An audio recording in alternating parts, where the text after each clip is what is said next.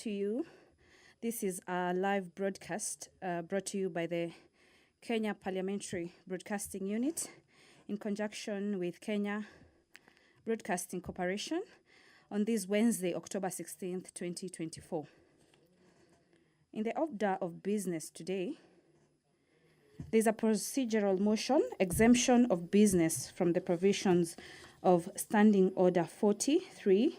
This is by the leader of the majority party, that this House resolves to exempt the business appearing as Order number 9, 10, 11, and 12 in today's order paper from the provisions of Standing Order 43, being a Wednesday morning, a day allocated for business not sponsored by the majority or minority party or business sponsored by a committee.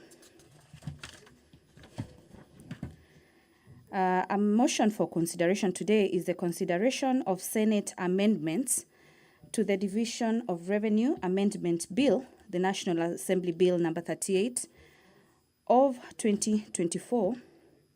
This is by the Chairperson, Budget and Appropriations Committee, that the Senate amendments to Division of Revenue Amendment Bill, National Assembly Bill number 38 of 2024 be now considered.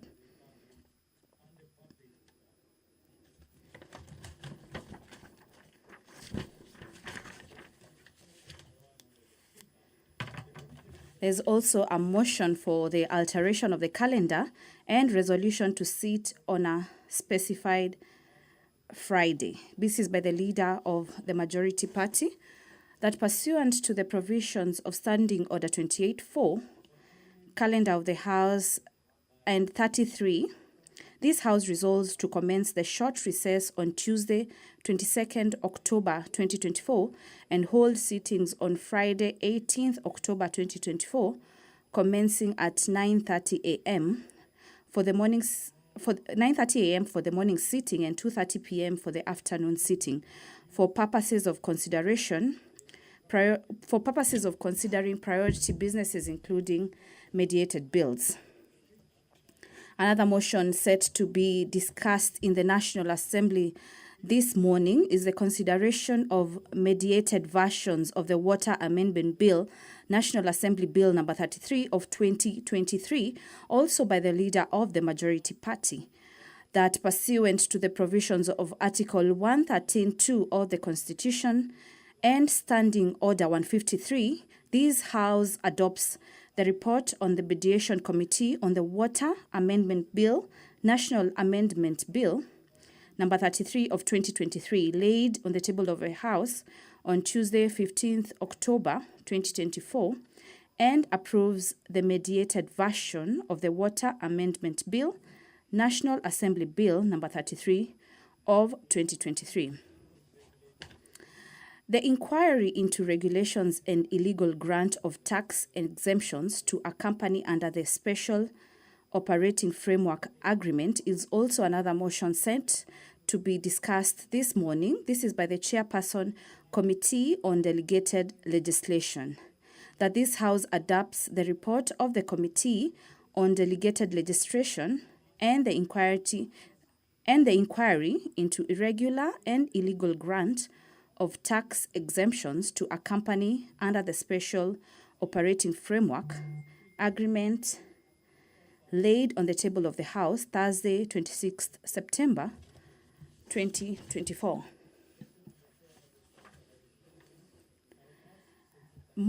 Another motion to be discussed this morning is the comprehensive report of education bursary schemes to ensure free basic education in Kenya. This is a motion by the Honorable Esther Passaris MP, that aware that Article 43(1), as read together with the Article 53(1)(b) of the Constitution, provides that every person has the right to education and enshrines the right of every child to free and compulsory basic education. Further aware that Kenya Vision 2030 identifies education as a critical component for transforming the country into a global competitive nation. Appreciating that bursaries play a vital role in supplementing funding for enhancing access to education, particularly to students from disadvantaged backgrounds. Another motion to be discussed is the establishment of the Science Museum. This is by the Honorable John Kiare MP. And if you're just joining us, this is a live broadcast brought to you by the Parliamentary Broadcasting Unit in conjunction with Kenya Broadcasting Corporation. Just walking into the chamber is the Deputy Speaker, who will be presiding over the proceedings today, Wednesday, October 16th. Do enjoy your viewing. Have a lovely morning. My name is Doris Getonga. Pray. Almighty God, who in your wisdom and goodness have appointed the offices of leaders and parliaments for the welfare of society and the just government of the people, we beseech you to behold with your abundant favor as your servants whom you have been pleased to call to the performance of important trusts in this republic. Let your blessings descend upon us here assembled, and grant that we treat and consider all matters that shall come under our deliberation in so just and faithful a manner as to promote your honor and glory, and to advance the peace, prosperity, and welfare of our country and of those whose interests you have committed to our charge. Amen.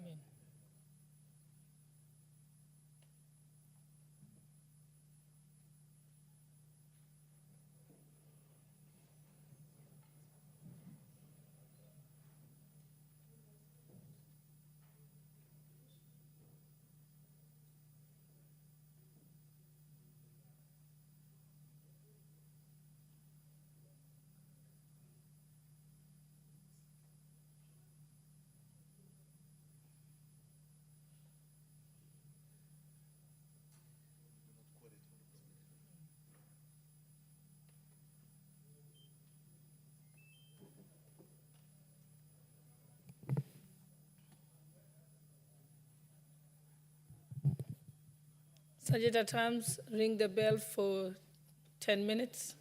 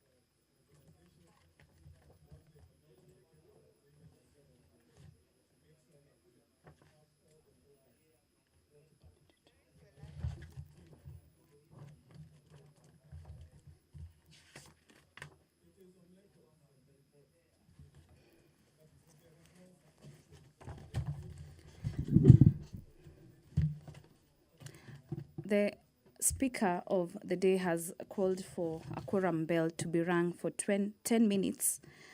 This is to ensure there's enough quorum to start the business of the day.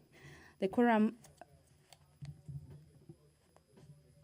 of the House or of a committee of the whole House shall be 50 members.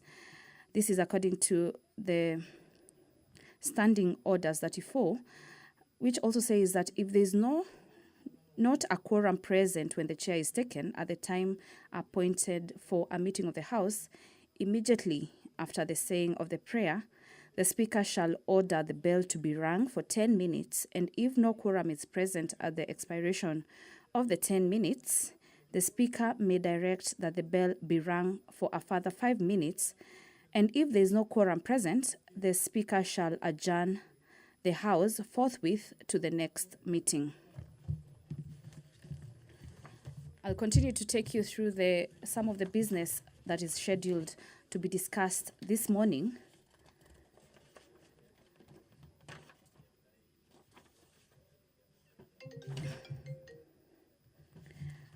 There's the motion of establishment of the Science Museum, which is by the Honorable John Kiarie MP, that aware that Article 11B of the Constitution provides that the government shall recognize the role of science and indigenous technologies in the development of the nation, further aware that the Vision 2030 provides for the integration of information, communication, and technology in the country's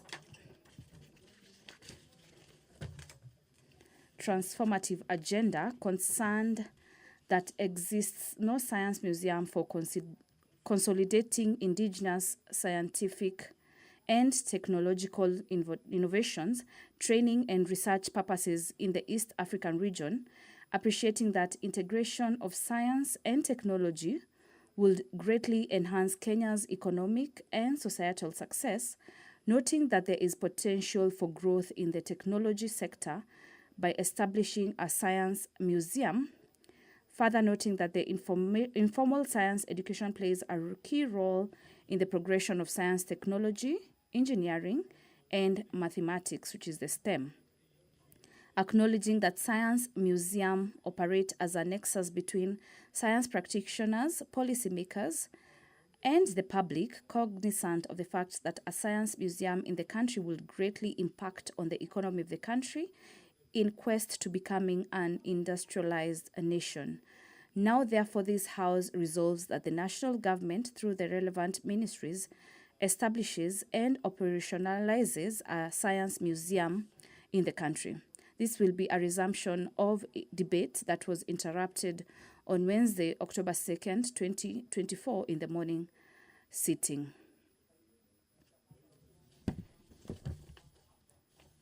Another motion that is set to be discussed this morning is the National Sensitization and Support for Combating Sickle Cell and Hemophilia Disease. This is by the Honorable Peter Nabulido, MP.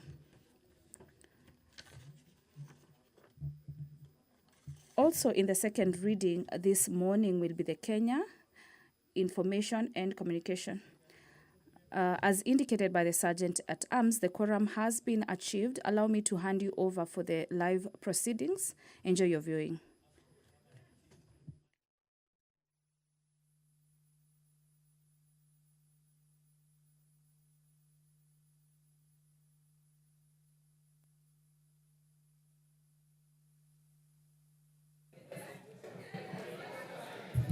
Okay, we may proceed, honorable members. First order. Order number 1, administration of oath. Order number 2, communication from the chair. Order number 3, messages. Order number 4, petitions. Order number 5, papers. Order number 6, notices of motion. Order number 7, questions and statements. Honorable members, allow me to reorder the order paper. We will move to order, instead of going to order number 7 now, let's go to order number 8, followed by 9, then 10, then we'll come back to order number 7. You may announce order number 8. Order number 8, procedural motion, exemption of business from the provisions of Standing Order 43.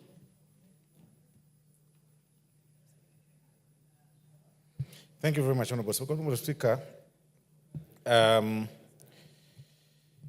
beg to move that this House resolves to exempt the business appearing as order number 9, 10, 11, and 12 in today's order paper from the provision of Standing Order number 43 being a Wednesday morning, a day allocated for business, not sponsored by the majority party leader, of course, or minority party, or business sponsored by a committee. Honorable Speaker,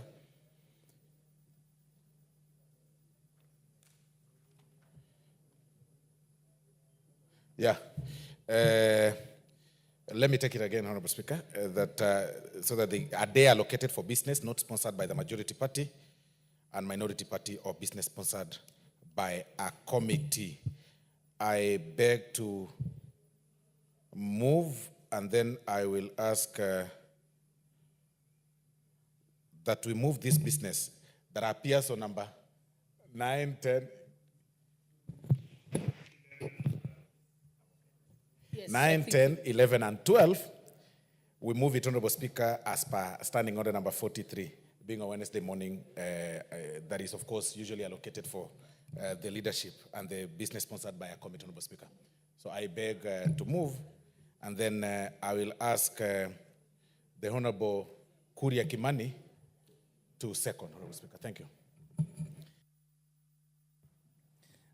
Honorable Speaker, as our whip has said, we've lost quite a number of days in the course of this week and last week, and therefore it is important that we prioritize the government business and exempt today being a Wednesday morning sitting when it's meant for private members' discussions. Thank you, Honorable Speaker. I second.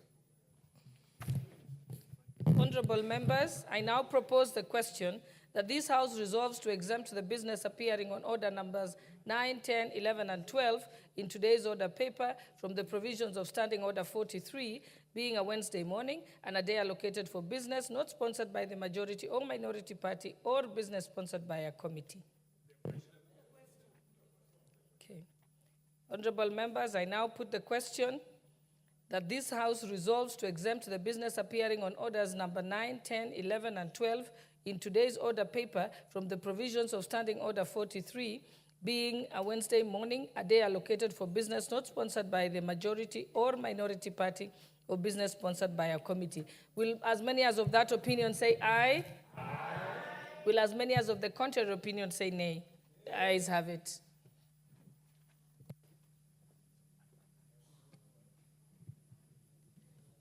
Order number 9, motion. Consideration of Senate amendments to the Division of Revenue Amendment Bill, National Assembly Bill number 38 of 2024. Question to be put. Honorable members, I now put the Senate amendments to the Division of Revenue Amendment Bill, National Assembly Bill number 38 of 2024 be now considered. Will as many as of that opinion say aye? Aye. Will as many as of the contrary opinion say nay? The ayes have it.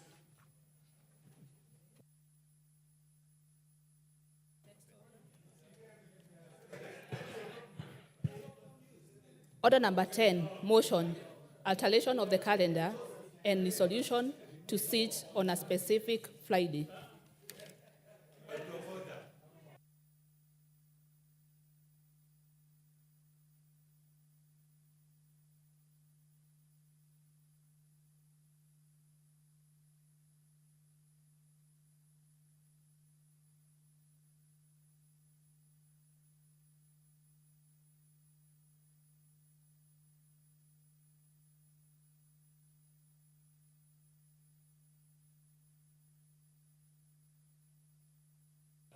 What is your point of order?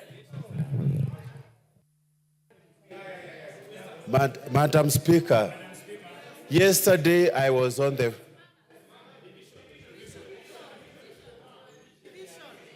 No, let me finish. Tell them.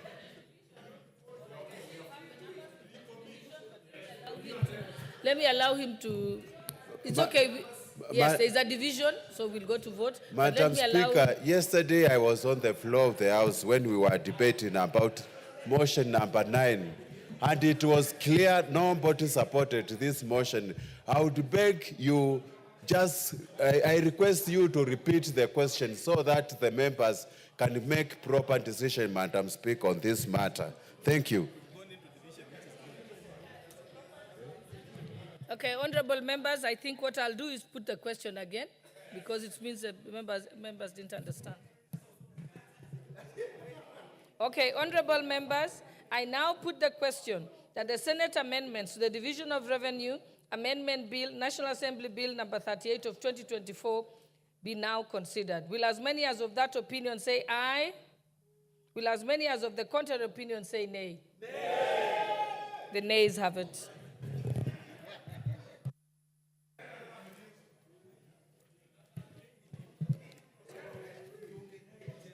Order number 10, motion, alteration of the calendar and resolution to sit on a specific Friday.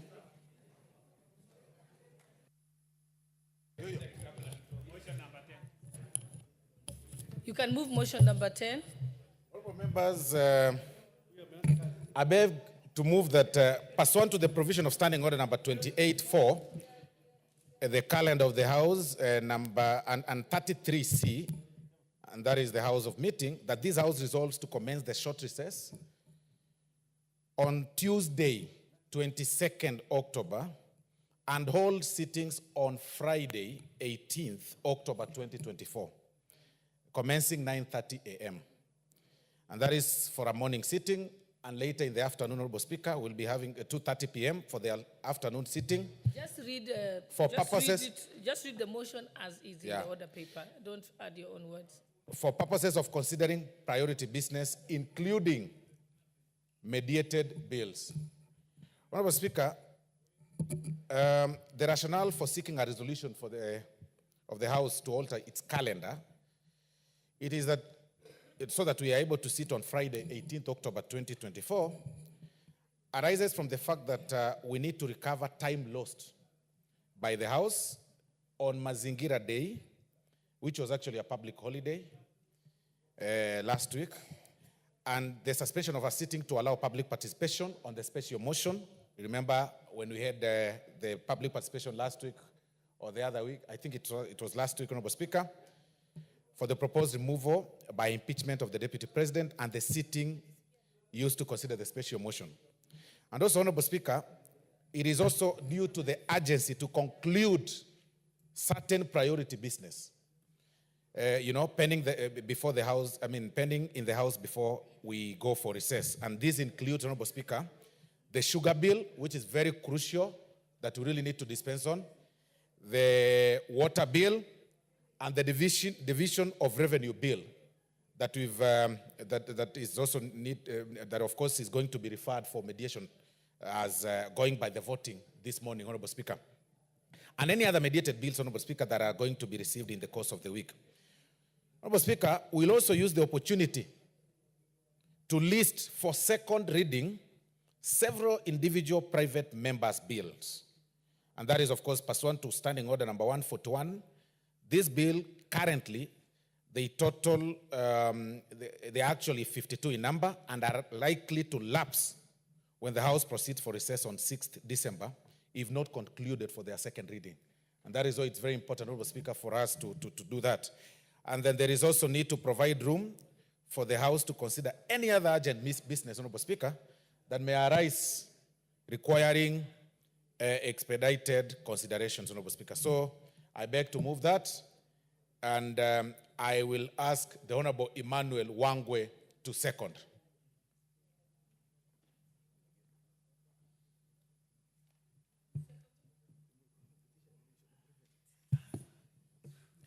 Honorable Speaker, I rise to second the motion by the whip majority party that, Honorable Speaker, we alter the calendar as he has moved the motion. Honorable Speaker, just citing only one bill, which is in mediated version, which I'm the chairperson, the sugar bill, Honorable Speaker. I want to present the paper laid this afternoon. And Honorable Speaker, now that the majority whip has put it into consideration, my people will be waiting to see that this bill goes through. So my absence from the constituency because of moving this bill will be value for money, and I'm pretty sure my people will be happy and Kenyans will be happy. I second the motion.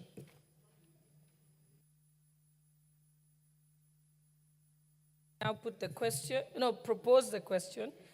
I now propose the question that pursuant to the provisions of Standing Order 28-4, calendar of the House, and 33C, hours of meeting, this House resolves to commence the short recess on Tuesday, 22nd October 2024, and hold sittings on Friday, 18th October 2024, commencing at 9:30 a.m.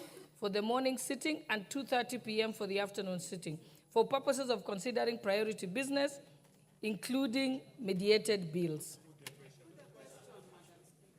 Honorable members, I now put the question that pursuant to the provisions of Standing Order 28.4, Calendar of the House, and 33C, Hours of Meeting, this House resolves to commence the short recess on Tuesday, 22nd October 2024, and hold sittings on Friday, 18th October 2024, commencing at 9:30 for the morning sitting and 2:30 p.m. for the afternoon sitting, for the purposes of considering priority business, including mediated bills. Will as many as of that opinion say aye? Aye. Will as many as of the contrary opinion say nay? The ayes have it.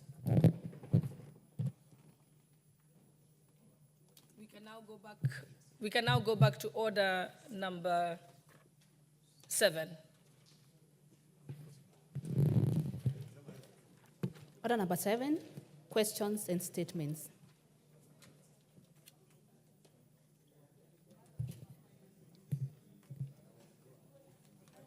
We have a request for a statement by the Honorable Mohammed Bidu, member for Isiolo South. Is he here? Okay. Thank you, Madam Chair. Honorable Speaker, pursuant to the provisions of Standing Order 44.2c, I wish to request for a statement from the chairperson of the Department Committee. Apologies, Honorable Bidu. I'm sorry. I realize that we actually have questions. So let's start with the questions and we'll come to statements. I've seen the order paper. We do have questions. So we'll start with the questions, then we'll go back to statements. So you may sit down. You'll have your turn in a minute. Okay, so there's an ordinary question by the Honorable Member for Nyandarua, Honorable Faith Gitau, to ask the National Police Service. You may proceed, Honorable Gitau. Thank you, Honorable Speaker. I wish to ask this question. When will Police Constable Nelson Wahome, PF number 36703, who was unfairly dismissed from the service in September 1990, be reinstated despite being acquitted by the Bugoma Court Vide case number 2076 of 1990?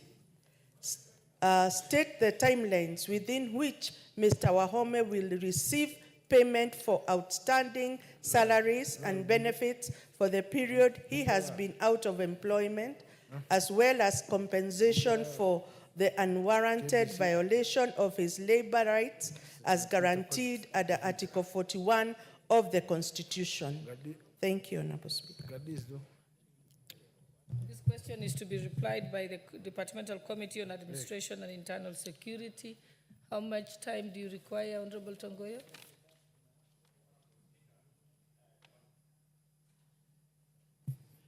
Considering that the House will be going on recess, possibly 2 weeks when we resume. Thank you. We now have a question from the Honorable Member from Mbeere North, Honorable Ruku. He's not here. So we'll skip the question. He loses the opportunity. And the next question is also by the same member from Mbeere North, Honorable Ruku. In the absence of the member, we shall skip those 2 questions. We shall now go back to statements. So, Honorable Bidu, you can now make your request for a statement. Thank you, Madam Speaker. Honorable Speaker, pursuant to the provisions of Standing Order number 44.2c, I wish to request for a statement from the chairperson of the Departmental Committee on Administration and Internal Security regarding the tenure and transfer of the Deputy County Commissioner for Garbatula in Isiolo South constituency. Honorable Speaker, the National Government Coordination Act 2024 provides for Deputy County Commissioner in respect of every sub-county, mandated with coordinating national government functions at the sub-county level, it is with great concern that I raise the issue of deteriorating security situation in Garbatula's Siolo South constituency and failure by the Deputy County Commissioner and his team of the area to adequately address the issue. Over the past 5 years, residents of Garbatula have faced rising cases of insecurity and have persistently appealed to the Deputy County Commissioner, Mr. Stephen Nyakundi, to address the issue to no avail. This issue has negatively impacted the social economic lives of the residents, including a 5-year closure of Bisanadi Primary School, Corbesa School, and Corbesa School as a result of unmitigated conflicts between feeding communities in the region. Just recently, the Ministry of Interior and National Administration announced transfer of deputy county commissioners, including that of Mr. Nyakundi. However, in a quick turn of events, his transfer was reversed, which makes this the 4th time this has happened in the last 7 years. Consequently, this has sparked public outcry as the residents believe that the deputy commissioner has failed to fulfill his mandated duties, particularly in maintaining peace and fostering cohesion within the sub-county level. Honorable Speaker, it is against this background that I request for a statement from the chairperson of the Departmental Committee on Administration and Internal Security on the following. Reasons for the repeated reversal of the transfer of the Deputy County Commissioner for Garbatula, despite demonstrable failure by the DCC to end the persistent insecurity in the region. Number 2, measures being taken to effect the transfer of the DCC of Garbatula in Isiolo South constituency and post-a replacement. And number 3, strategies put in place to enhance the transparency and efficiency of the transfer process of national government administrative officers to ensure that they are in a position to serve their assigned regions effectively. Thank you, Madam Speaker, for giving me the opportunity. Thanks.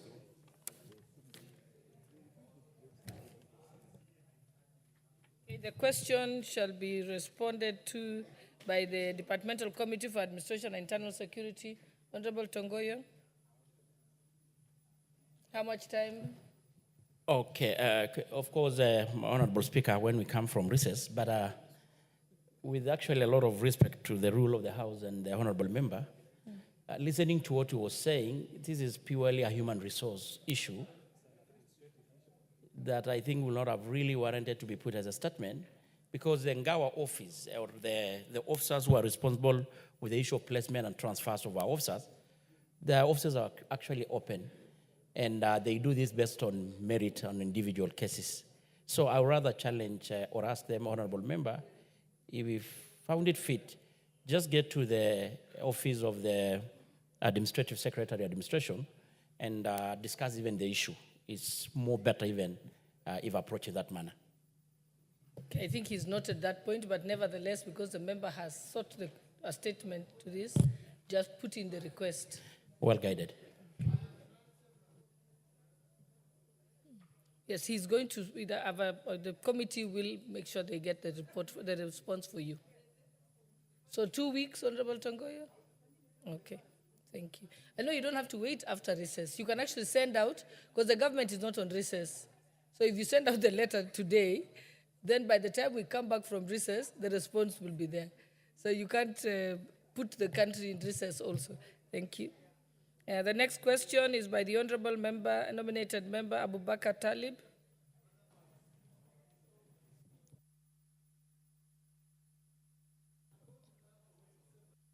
Honorable Bidu? Yeah. Yes? I have tried to go to that office severally. 4 times the transfer has taken place. Honorable Professor, you're out of order. Allow him to proceed. Where do I go? Can I be given assurance, Madam Speaker? Honorable member, I've already ruled that the chairperson will send out the letter today or tomorrow, and then by the time we come back from recess, there should be a response. So it's sorted out. Thank you. What's your point of order, Honorable Russo? Thank you very much, Madam Speaker. Madam Speaker, I respect your ruling on this matter.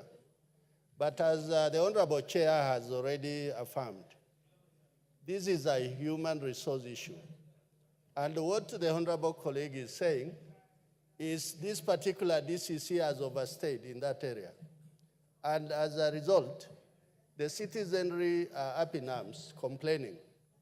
And that is why some things are administrative. They don't have to come to the floor of the House. But I believe as a committee, we will also pursue so that it doesn't really waste the time of the House when it can be done by the ministry. Thank you, Honorable Speaker. Okay. Honorable member, that's a point noted, but let's allow the relevant State Department to do that response to the member, not yourselves. Now you're acting like the State Department. I think if the member wants the response from them, I think that's a good point, especially if it's been pending. So let's move to the next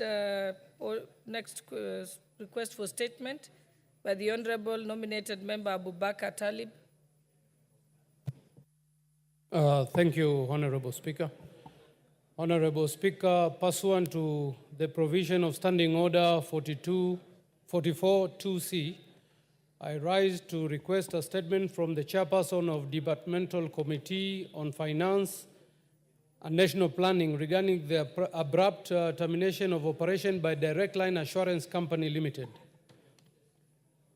Honorable Speaker, on 10th September 2024, Direct Line Assurance Company Limited announced the immediate cessation of its insurance business operation. In the announcement, the company stipulated that any further transaction must be conducted through its original shareholders. This development has raised significant concerns about the stability of the insurance sector and the welfare of policyholders across the country. Furthermore, it has created widespread confusion and uncertainty in the market, potentially affecting thousands of policyholders and the broader public. Honorable Speaker, it's against this backdrop that I request for a statement from the Chairperson of the Departmental Committee on Finance and National Planning on the following.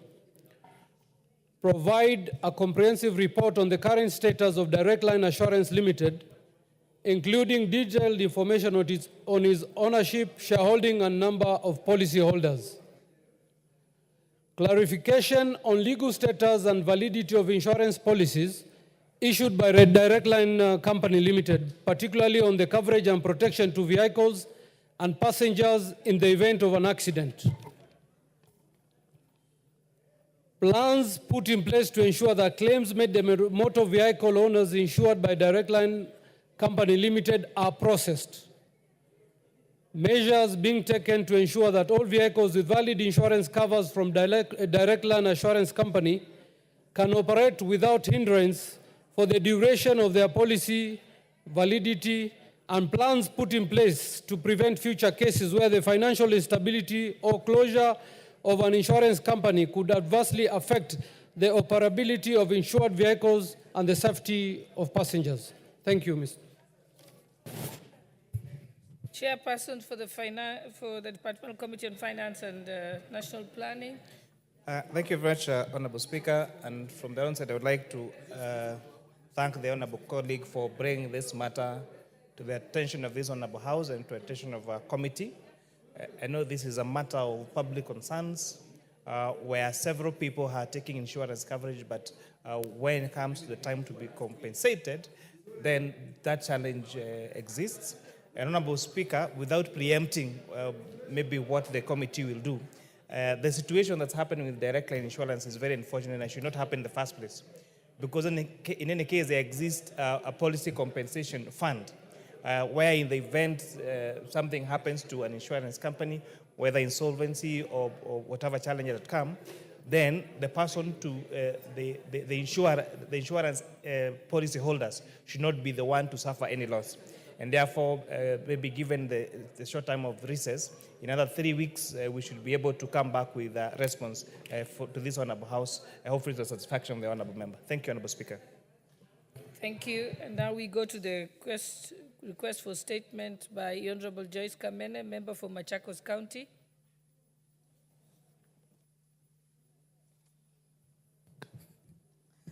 Thank you, Madam Speaker. A request for a statement regarding the delay of disbursement for the National Government Affirmative Action Fund for Machakos County. Honorable Speaker, pursuant to the provision of Standing Order 44-2C, I rise to request for a statement from the chairperson of the Department Committee on Social Protection regarding the delays in disbursement of the National Government Affirmative Action Fund, GAF, for Machakos County. Honorable Speaker, GAF is a cornerstone for our government's commitment to inclusive development by providing access to financial resources for socio-economic empowerment for the women, youth, people living with disability, needy children, and the elderly. Through the fund, many of our young men and women have found reliable avenue for promoting their enterprises and value additional initiatives, making it instrumental in transforming lives. Owing to the crucial contribution of affirmative action initiative in our societies, it is important to ensure timely disbursement of such funds and proper structure for its efficient administration. Sadly, Honorable Speaker, Machakos County continues to face inexplicably delay in disbursement, leading to accumulation of unspent balances for the financial year 2022-2023 and 2023-2024. GAF has been deploying Madam Betty Kanyiri Njoni of personal number 2009-1421-27, Principal Gender Officer, as the county coordinator on extremely short acting contracts.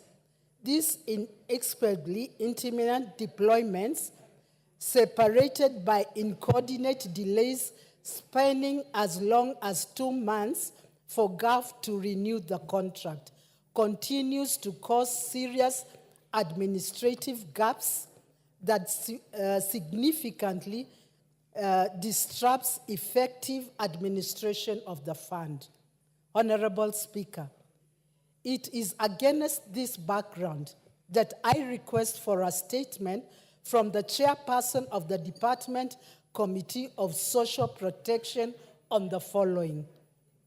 A report on the status of disbursement of the GAF balances for the financial period of 2022-2023 and 2023-2024 to the Machakos County, and the measures put in place to ensure timely disbursement to enable the continuation of projects approved for funding, and action being taken by GAF to immediately post Ms. Betty Kanyiri of personal number 2009-1421-27 as the GAF County Coordinator for Machakos County for an interrupted contract for at least 1 year in order to ensure effective and seamless administration of the fund, including the timeline of the posting. Thank you, Honorable Speaker. Signed, Honorable Joyce Kamene Kasimbi. Thank you, Madam Speaker.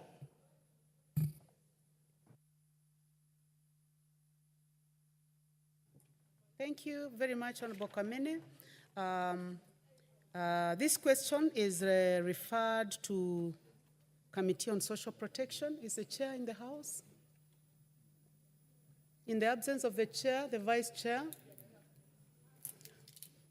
In the absence of the vice chair, then I would like to pass this to the leadership. When can the Honorable Kamene get a response?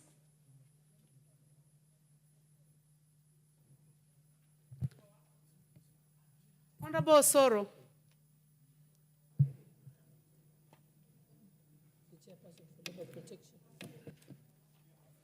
In the absence of the chair and the vice chair, Social Protection Committee, to which this question by the Honorable Joyce Kamene is referred, I would like you to tell us when she can get a response. Thank you very much, Honorable Speaker. Honorable Speaker, I commit to whip the chair of the relevant committee, and I promise that with my push, we'll be able to get the answer once we resume back from recess. That should be about 2 weeks from now. Honorable Kamene, is that acceptable to you, the first week when we come back from the recess? Chair, Madam Speaker, I wish we'd have gotten an answer in the next 24 hours because we'll be going for recess, and these are balances that are within the headquarters of GAF, and I'll be at the ground, nothing doing, without even a coordinator, and you can easily remember that we had gone for another recess. I had nothing to do in the ground because we do not have these funds. And funds are available and they're at the GAF headquarters. Can I please get a better answer? Thank you. Well, Honorable Kamene? Yes, do you want to respond to the Honorable Kamene? Yeah.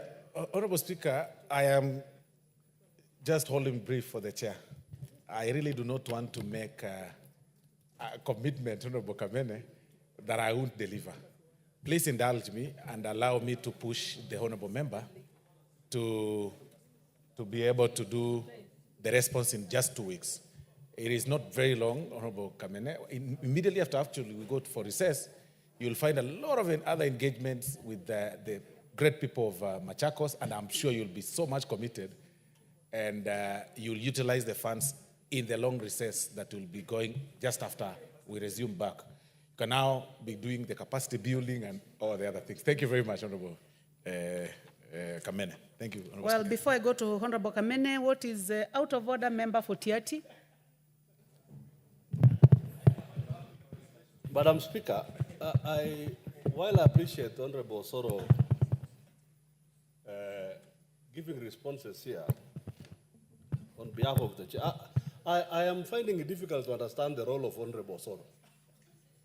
Madam Speaker, Honorable Soro is a majority whip. And a few minutes ago, the majority leader was here. What role is Honorable Soro playing in this House? So I want to ask you, Honorable Member for Tiati. Can we be told what is out of order, Honorable Kamket? What role is out of order? Is Honorable Soro playing? The majority leader has been around, and it looks like the Honorable Soro is acting majority leader. I do not know what's happening. Can he explain to us what is happening in the leadership of the Assembly? Well, are there changes that we do not know about? Can we be informed of what is happening? What is out of order then? We want to know whether there are changes in the leadership, Madam Speaker, because the majority leader is here. Well, there is nothing out of order, Honorable Kamuket. For sure, there is nothing out of order. And I was able to watch the body language of the member for Machakos as she was being engaged by the Honorable Soro. And I would like to request for your patience that you get the answer in 2 weeks, so that you don't get commitments that are not possible, especially when we are on recess. Thank you, Honorable Member for Machakos. Next. The Honorable Abdul Haro, please proceed with your question.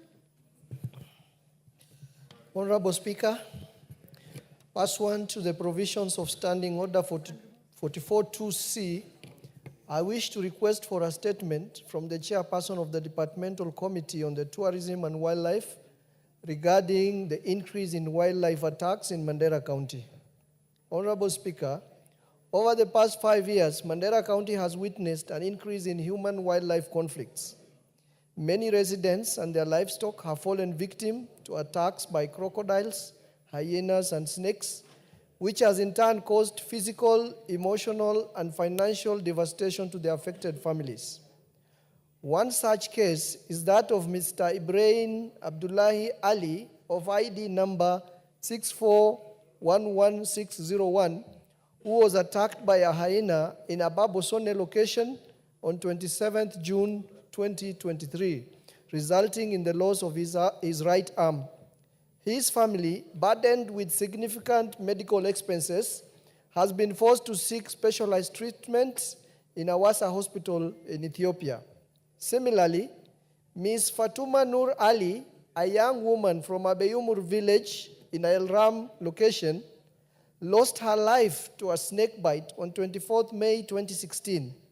Her case was duly recorded through the Kenya Wildlife Compensation Claim Form, serial number 694/MDR/2016, and submitted to the KWS Mandera County for processing. Unfortunately, 8 years later, her family is yet to be compensated. These incidents underscore a need to address and safeguard the well-being of residents of Mandera County. Honorable Speaker, it is against this background that I request for a statement from the chairperson of the Departmental Committee on Tourism and Wildlife on the following. 1. A comprehensive report on the support being provided to Kenya Wildlife Service to ensure prompt responses to distress calls in Mandera County. 2.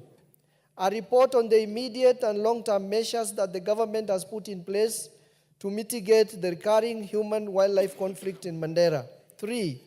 An update on the compensation status for the families of Mr. Ibrahim Abdullahi Ali and Ms. Fatuma Nur Ali, including specific timelines for the settlement of their claims.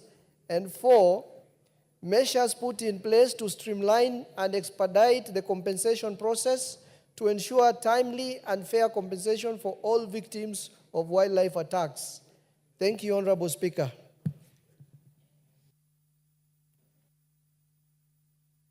Member for Mandera South. This question is referred to the Departmental Committee on Tourism and Wildlife. Is the chairman in the House? In the absence of the chair, the vice chair?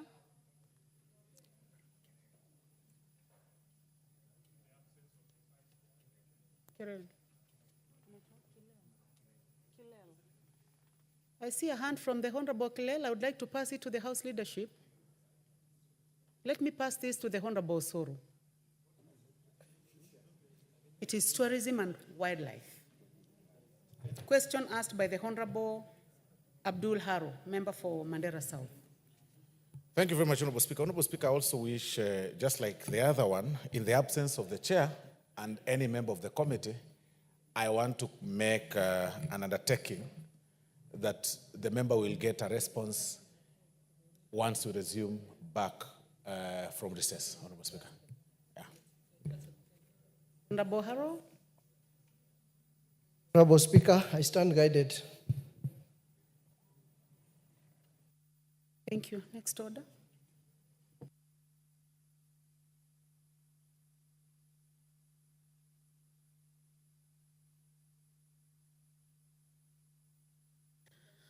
So now, honorable members will go to the Honorable William Kamket, member for Tiati.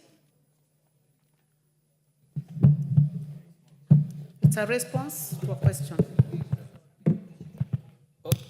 Honorable Chair, I think it's the chairman to respond to the statement. Yeah.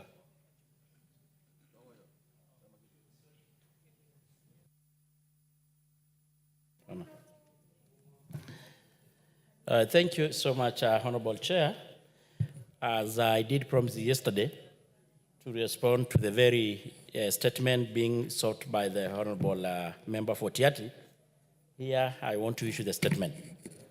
Honorable Speaker, the member for Tiati constituency, Honorable and the only one, William Kamket, had requested a statement regarding the review of scheme of service for the appointment of chiefs and assistant chiefs in marginalized areas.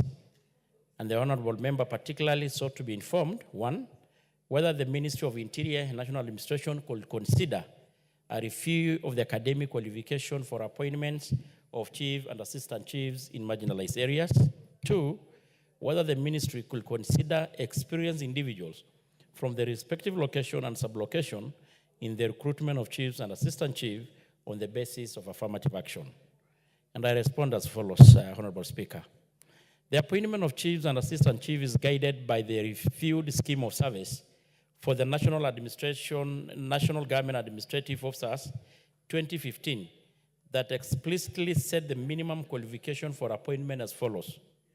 Assistant chief, for appointment to this entry grade, a candidate must have the following qualification. Have a Kenya certificate, secondary education, KCSE, mean grade of C-, or its equivalent from a recognized examining body. Be not less than 30 years of age. Be a resident of the particular sublocation. Police should have produced a police clearance certificate, have a good communication skills, and have a certificate in computer application skills from a recognized institution. Honorable Speaker, for the position of the chiefs, to be appointed to this entry grade, a candidate must have the following. Have a Kenya certificate of secondary education, KCSE, mini grade of a C, or its equivalent from a recognized examining body. A diploma in any of the following disciplines: public administration, management, social work, community development, education, governance, conflict management, or its equivalent from a recognized institution, and be not less than 5 years of age, and be a resident of the particular location, with, of course, also the issue of the police clearance certificate of good conduct, have good communication skills, and have a certificate in computer application skill courses for the recognized institution.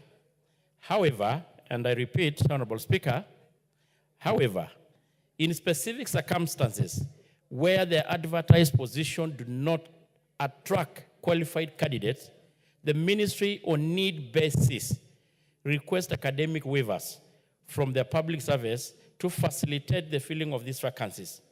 The Public Service Commission always grants such academic waivers on request. The other thing that the member wanted to know is whether the ministry could consider experienced individuals for the said position. Honorable Speaker, whereas possession of experience in social, political, economic, and cultural aspects of communities is important in public administration at the grassroots, all cadres or positions in public service are subject to particular minimum academic requirement during recruitment and selection process. As already indicated, the use of academic waivers in special circumstances is in itself an affirmative. And I underline that. This affirmative action ensures that citizens in the marginalized areas are not discriminated, but have an equal access to the chiefs and assistant chiefs position. Thank you, Honorable Speaker, and I submit. The Honorable Kamket, is the response satisfactory? The Honorable Speaker, while I appreciate the response from the chairperson, this policy, Honorable Speaker, as he has stated, began in 2015. And from then, Honorable Speaker, the position of the chief and assistant chief, which is a very important position in government, has been completely watered down. And in places where some of us come from, Madam Speaker, very many young people have been disenfranchised. And this policy, Honorable Speaker, the policy that the Public Service Commission came up with is a very punitive policy. It is anti-people, it is anti-hustlers, and it's a policy that never underwent any public participation. And in my request, Honorable Speaker, I specifically asked the ministry whether they could consider a review. But what they have said is that they have special circumstances where they ask for academic waivers. What if, Honorable Speaker, those people are not available? We have in this republic, the Republic of Kenya is not equal. We have places where you cannot get somebody who has finished Form 4, let alone somebody who has a C- or a C star. I have asked for a specific policy review because this one never underwent public participation. Madam Speaker, I am asking and I'm demanding that this policy be reviewed. Otherwise, we are going to challenge it in court. Honorable Speaker. You want to ride on that before I give the chair? So then I start with the Honorable Dr. Pukose. Thank you, Madam Speaker. Madam Speaker, on this issue that has been raised by the member for Tiati, I wanted to ask the chair whether these academic waivers only apply to marginalized areas or to all other areas where people with minimum qualifications as stipulated for assistant chief or chiefs are not acquired. Then the second one is recently we had cassettement of divisions, locations, and sub-locations, and those have not been operationalized. When are they going to be operationalized? Thank you, Madam Speaker. Well, then on the same, I would like to give a chance to two more people, then we end it at that. The Honorable David Bowen, Marakwet East, followed by the Honorable Peter Lochakampong. Those two. Thank you, Honorable Speaker. Honorable Speaker, I want to support the Honorable Kamket. And specifically to that policy that requires some specific academic qualification for chiefs or assistant chiefs. Madam Speaker, many parts of this country, in the northern Kenya, in the northern frontier, all the way to Turkana, I want to tell you, Madam Speaker, it is true that you can go to a sub-location and you may not find someone who has finished their Form 4. And that place requires an administrator. And you know, Madam Speaker, the reason why some of us from the pastoral community, there are so many insecurity and this banditry, because there are no administrators. The government is far away from the people. So if we want to bring services closer to the people, the services are for a chief or an assistant chief. Madam Speaker, I think that policy needs to be reviewed so that we can see if there is no one in that location or sub-location who has not finished Form 4, Madam Speaker, we can consider even someone who finished Class 8 and is able to do the job. So I want to ask my colleague, the Honorable Chair, that he can still go back to the ministry and give us a very concrete answer. Thank you, Madam Speaker. At the same time also, with what the Honorable Bukosa said, Madam Speaker, there are so many administrative units which were cascaded, locations, sub-locations, and divisions. Like recently in my place, the Honorable Speaker, the Kerio Valley sub-county, they operationalized the sub-county and posted a deputy county commissioner, and they have not operationalized the divisions, the locations. So you have a deputy county commissioner who is without the assistant county commissioners, who is without chiefs. How is he going to operate? Well, thank you. You made your point. Members, I had agreed to give to the Honorable Lochakapong. It 1 minute. Yeah, 1 minute, please. Thank you, Honorable Speaker.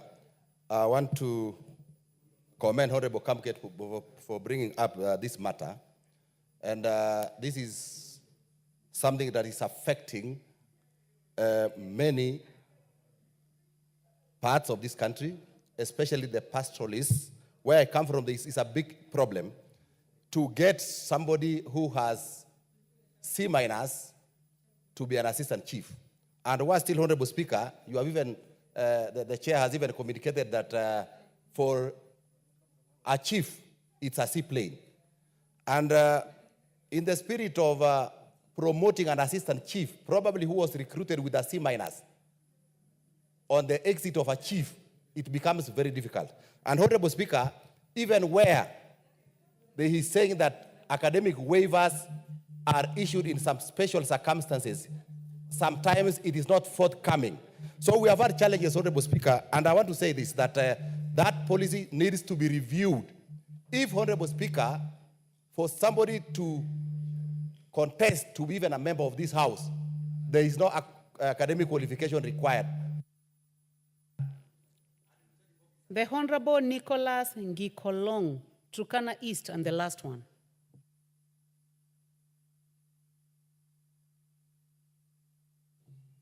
Thank you, Madam Speaker, for giving me this chance to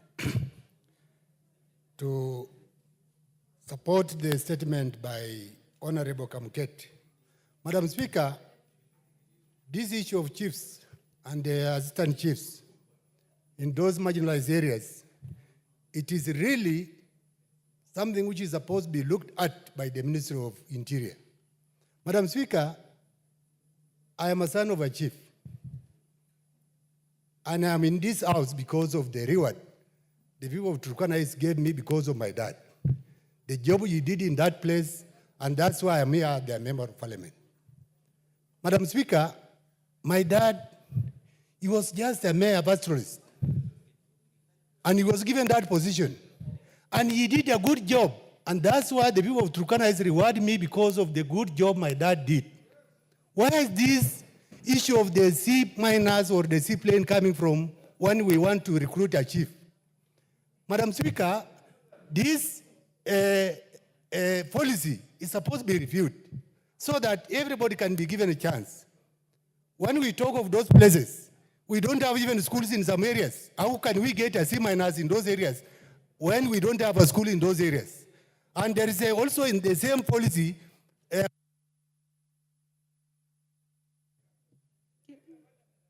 Well, it's okay. You made your point, Mheshimiwa. So, Beatrice, I would like very kindly, let's go back to the chair so that we can close this. Chair? Thank you, Honorable Speaker. I've really had the members who had actually raised their concern. And Honorable Speaker, I know the subject matter is a very, of course, elicited a lot of interest across across the House and even in the nation. But Honorable Speaker, I want to state that that is how it is at the moment. And I think we had actually laid it very clear that the issue of waiver is applying. If probably there could be delay, it could be attributed to individual officers who are responsible by doing the so. Let me make my point, Honorable Kamket. Order, Honorable Kamket. Because even I know quite a number. Please be orderly so that, no, I would like him to first of all respond to you. Honorable Speaker, No, just protect me from... If you are not satisfied, you can also say that you are not satisfied, but let's give him time to finish. So what I'm saying, actually, Honorable Speaker, I'm in total agreement with the concern of members. That is true in majority of these hard pastoralist communities or some areas in this country. To get even a C- is a problem. And even the people who probably has these grades are the people who actually probably are in Nairobi, are in towns, and the role of the chiefs needs somebody who knows the issues, the local issues in the community. But having said this, Honorable Speaker, I want to say nothing is cast on stone. That is how the scheme is at the moment. This House has the powers also to review if need be. But at the moment, this is how it is. Maybe the honorable members can as well look into the means that the scheme and such kind of policies and regulations can be reviewed. I'm actually also in support that maybe we need to reconsider this. Well, before the Honorable Kamket speaks, Honorable members, let us bear with the chairs of committees because the chair is reading a response from the ministry. And I believe that the chair has agreed with the members that there is need for change of policy. So with that, one more minute, Chair. Yeah, had me 1 minute. So I think to be on record, I really understand. And I personally come from a pastoralist community. And I know how important this thing is, that majority of the most competent and more efficient officers could be actually the people who could have been staying in that area for too long, understand the local issues, policies, and even local issues. Lastly, on the issue of administrative unit, Honorable Speaker, this is an issue that I think the honorable member is supposed to have written a statement. Nevertheless, we all know that this thing boils back to the issue of finances and availability of resources. The issue of Kerio Valley, as being said by Honorable Bowen, we know this is something that was, of course, already done because of the insecurity in the region. And it has really helped a great deal. The issue of the small unit, it is just a factor of resources and money. We all know that the vacation of finance bill did a big deal to the operationalization of this unit. So moving forward, I know good days are ahead. When we move into the supplementary budget, probably coming up too, we'll consider to allocate resources to operationalize on need basis, Honorable Speaker.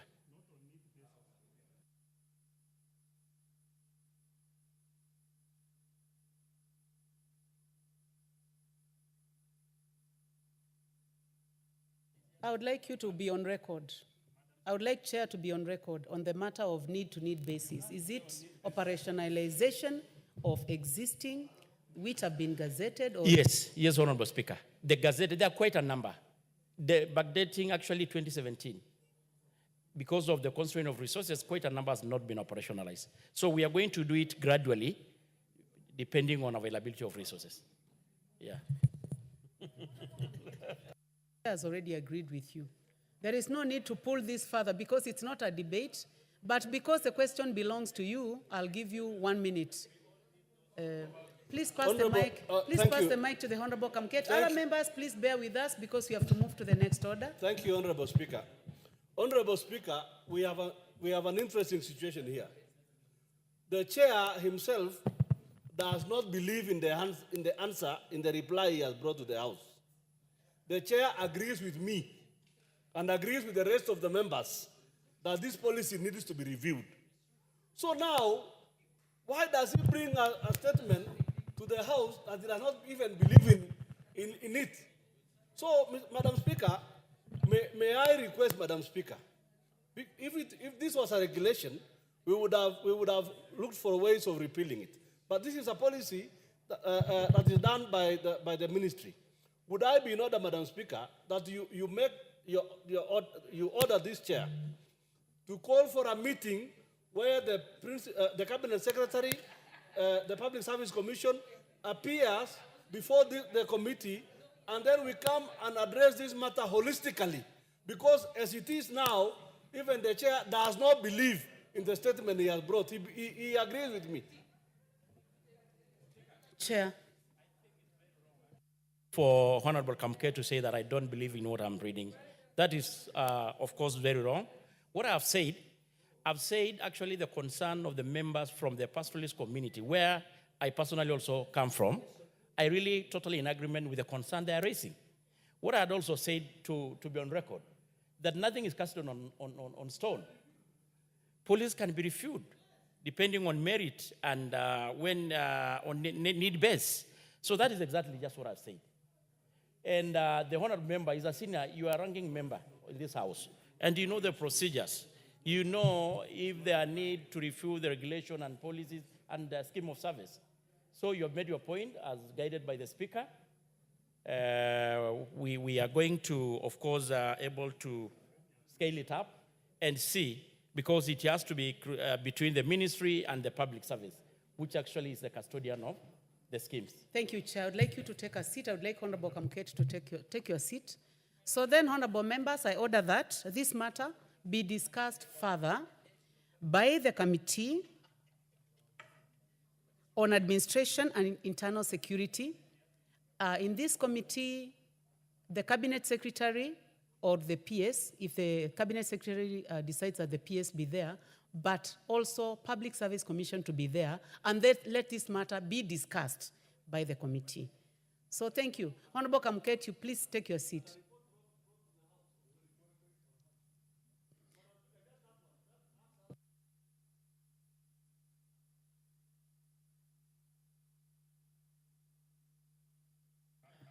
Kamket, oh, you are being disorderly, Honorable Kamket. Honorable Kamket, you are being disorderly, and you know this is your third term in this house. Is it your third or your fourth? Second, I thought that your third term. So, Honorable Kamket, if after this matter is discussed by the committee, the chairperson will bring a report in this house. And I hope that this will not be for pastoral communities only, because this matter affects many other areas of this country. Thank you. Chair Education. Next will be Chair Education, responding to the Honorable Doris Donya, member for Kisii County. And she has been patiently waiting. I do not see the Chair Education in the House. Honorable Speaker, with your permission, I will read the response. You have the response, please proceed. From the chair of on behalf of the Chair of the Education Committee. The question was the strategies that Ministry of Education has put in place to ensure that schools adhere to set regulations, including prohibiting tuition during weekends. Honorable Chair, the Ministry of Education in Kenya has implemented various strategies to ensure that schools adhere to regulations prohibiting tuition during weekends and school holidays.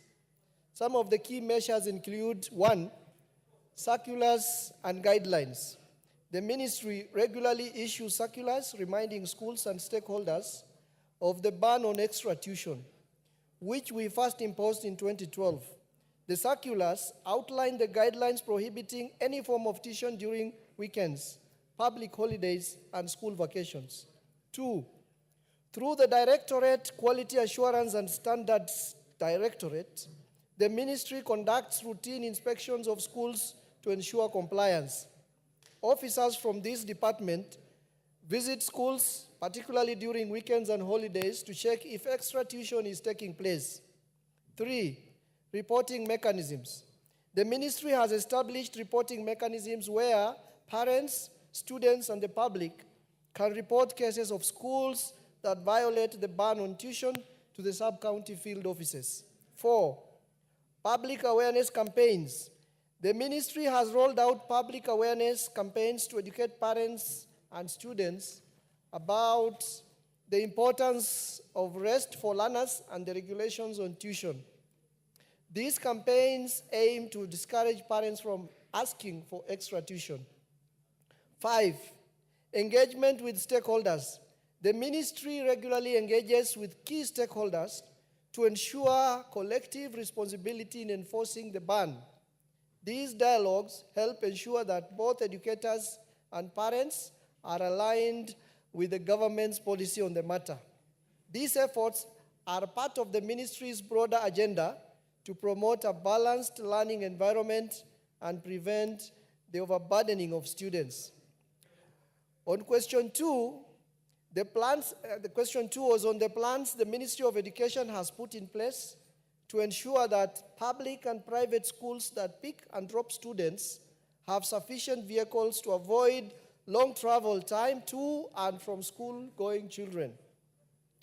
And the response is as follows. Honorable Chair, education in Kenya has taken several steps to address the issue of school transportation, especially concerning the adequacy of school buses for both public and private schools.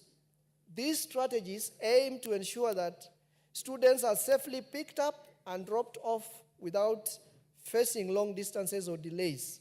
1, transport guidelines / circulars for schools. The Ministry of Education has developed guidelines for school transport to streamline the management of school buses. These guidelines / circulars encourage schools to ensure that they have sufficient buses that comply with safety standards and adequately serve their student population. Schools are required to ensure that buses are properly maintained and the journeys are properly planned. 2, encouraging schools to purchase buses. Public schools have been encouraged to prioritize the purchase of school buses through government funding, the Constituency Development Fund, and contribution from parents and alumni. Schools that already own buses are urged to increase their fleet to serve the growing student population. The ministry emphasizes this as part of the infrastructure development necessary for competency-based curriculum CBC rollout. 3, monitoring and auditing school transport systems. The ministry's Directorate of Quality Assurance and Standards is tasked with the safety of learners and transport system of learners and transport systems in schools to ensure they meet the required standards. Schools are checked for sufficient transportation resources, and long pickup or drop-off distances are discouraged. 4, engagement with parents and school boards. The Ministry of Education worked closely with parents and school boards to address transportation challenges. Parents are encouraged to participate in discussions with school administrations regarding the transportation needs of students. This includes raising funds for additional buses in cases where schools face logistical issues related to the insufficient transportation. 5, partnership with the National Transportation and Safety Authority, NTSA. The ministry collaborates with the NTSA in ensuring that school buses adhere to the required safety standards, including the appropriate routes and operational hours. This partnership helps enforce the use of buses that are safe, properly licensed, and capable of serving the school's catchment area effectively. 6, government-funded school buses. The ministry has worked through government programs, including the National Government Constituency Development Fund, NGCDF, and county government funding to assist public schools in purchasing school buses. This initiative focuses on equipping public schools with the necessary resources for transportation, particularly in rural and marginalized areas where transport infrastructure may be underdeveloped. NGCDF has been instrumental in funding the acquisition of school buses in numerous constituencies, with members of parliament actively supporting these initiatives. These buses are meant to serve students in areas where public transportation is limited, reducing the burden of long walking distances or the need for students to use unsafe or expensive alternative means of transport. 7, transportation safety and capacity regulations. The ministry, in collaboration with NTSA, has implemented stringent rules regarding the capacity and operation of buses. These regulations mandate the school buses must not exceed their passenger capacity, should adhere to specific operational hours, no night travel for school buses, must have proper safety equipment such as seat belts for each seat. School found violating these regulations, such as overcrowding buses or allowing unsafe travel conditions, are subject to penalties, including fines or revocation of their bus permits. This ensures that the available buses are used to efficiently and safely reducing transport risks. Number 8, capacity building and training for school bus drivers. The Ministry of Education, in partnership with NTSA, conducts capacity building programs for school bus drivers and transport managers. These training sessions focus on enhancing road safety awareness, improving route planning to minimize long travel times, encouraging adherence to transport regulations specific to school vehicles. Trained drivers and transport managers can better organize student pickup and drop-off schedules, avoiding unnecessary delays or long routes that might strain the transport system. 9, community and stakeholder involvement. Schools are encouraged to involve the local community, parents, and alumni in solving transportation challenges. Fundraising initiatives and alumni contributions have been successfully employed by many schools to purchase additional buses or maintain existing ones. In some cases, local buses or organizations sponsor school buses as part of their corporate social responsibility CSR efforts. The ministry is in the process of developing a schools transport policy to guide in implementation of various interventions outlined above to entrench a culture of safe and secure transport system for all learners. Signed, Florence Amoit, Principal Secretary, for Principal Secretary. Thank you. Thank you very much. The Honorable Donya. Thank you, Madam Speaker. I've just followed on what was reading, and I just wish, instead of reading all those things, because to me, they have not made any good sense. It could have even answered my question with the last point. The Ministry of Education is going to look on ways to form a transport policy. That could have worked better. Reason, Madam Speaker, there are schools where learners wake up at 3:45 a.m. They are in school. We see them by the roadside. Members of Parliament wake up very early to go for games. By 5, our children are early. They are in buses going to schools. He is saying they consider and make sure that they are not overcrowded in buses. I don't know if he was reporting for Kenya or Uganda. Every day, if you are on the road, you will see school buses overcrowded. So you've just read things that are on paper, but they are not on the ground. And on reporting to school time, the Committee on Education, you could even have called me and asked, Donya, which schools are these? I would have given you a list of schools. You go there with papers, you give learners. They do like you put in a suggestion box. What time do you wake up? What time do you come to school? So I give it back to you. You've not answered what I had asked. What you've reported to me is what you have, as one can have a newspaper in the house, but it's not what is happening. I don't know, Madam Speaker, how I'm going to get legit answers that I wanted for this particular question to the Ministry of Education. So the member is indicating that she is not satisfied by the response. So I give it back to you. Thank you, Chair. This is the response given by the Principal Secretary, and obviously we will communicate back that the member is not satisfied with the answer, and that from her response, follow-up response, she's also indicating that if there is need of knowing those specific schools which have grievances, then we'll make a point of, as a committee, indulging her and getting to know those schools. I think that is the communication I'll take back to the committee and by extension to the ministry. Honorable Donya. If I'm not wrong, Madam Speaker, the member who was reading the answers is a parent. Please, if I could ask, were you satisfied with what you are presenting? Well, Honorable Member for Kisii, you see, Madam I would like Speaker, to protect the Honorable Harrow. First of all, he's reading on behalf of the chair. The chair is not in the house.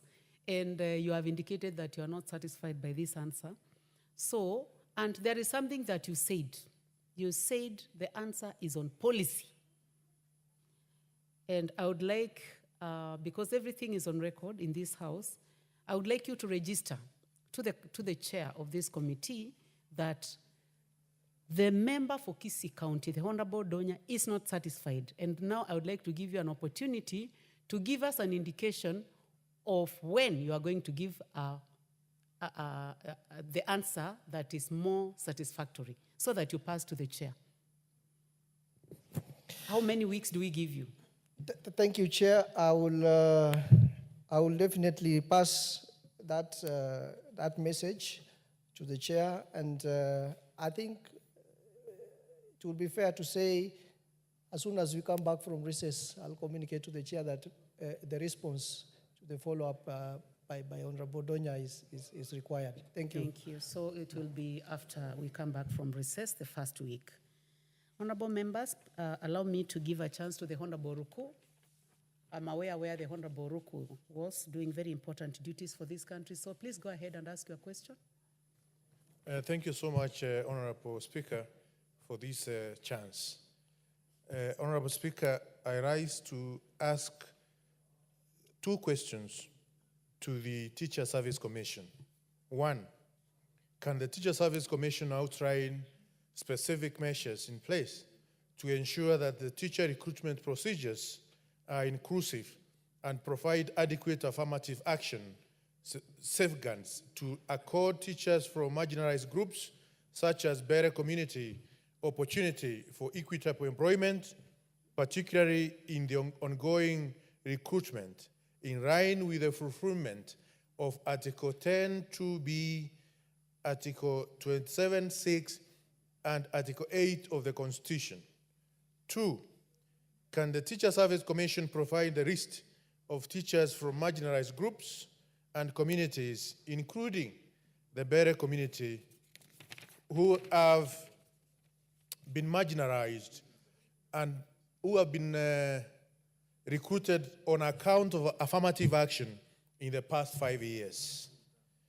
Honorable Speaker, I also rise to ask the Public Service Commission the following two questions.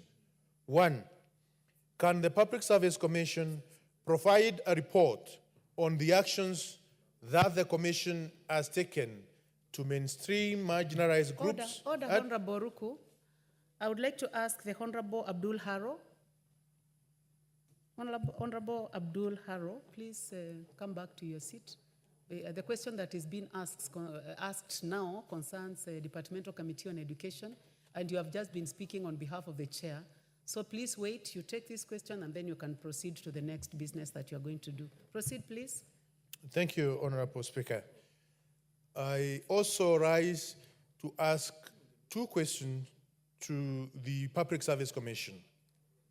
One, can the Public Service Commission provide a report on the actions that the Commission has taken to mainstream marginalized groups and communities in public service through recruitment, placement, and promotion in line with Article 232 of the Constitution and the Public Service Values and Principles Act, Cap 185A.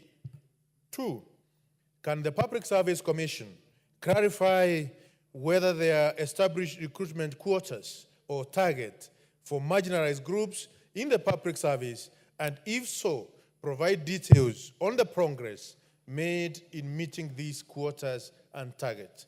I thank you, Honorable Speaker. Thank you very much, Honorable Geoffrey Ruku. I give a chance now to these questions. The two questions are referred to the Departmental Committee on Education, and I would like to give a chance to the Honorable Abdul Haro, a member for Mandera, to tell us when the questions will be responded to. Thank you, Honorable Chair. I think 2 weeks after we are back from recess would be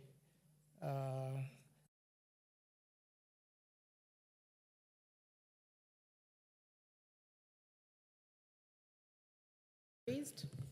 He has said, Honorable. 2 weeks? Yes, after we come back from recess. Yes, that's enough. Very good. Thank you, Honorable Speaker. Thank you. Thank you. Next order. Order number 11, motion, consideration of mediated version of the Water Amendment Bill, National Assembly Bill number 33 of 2023. Chairperson. Thank you, Honorable Speaker.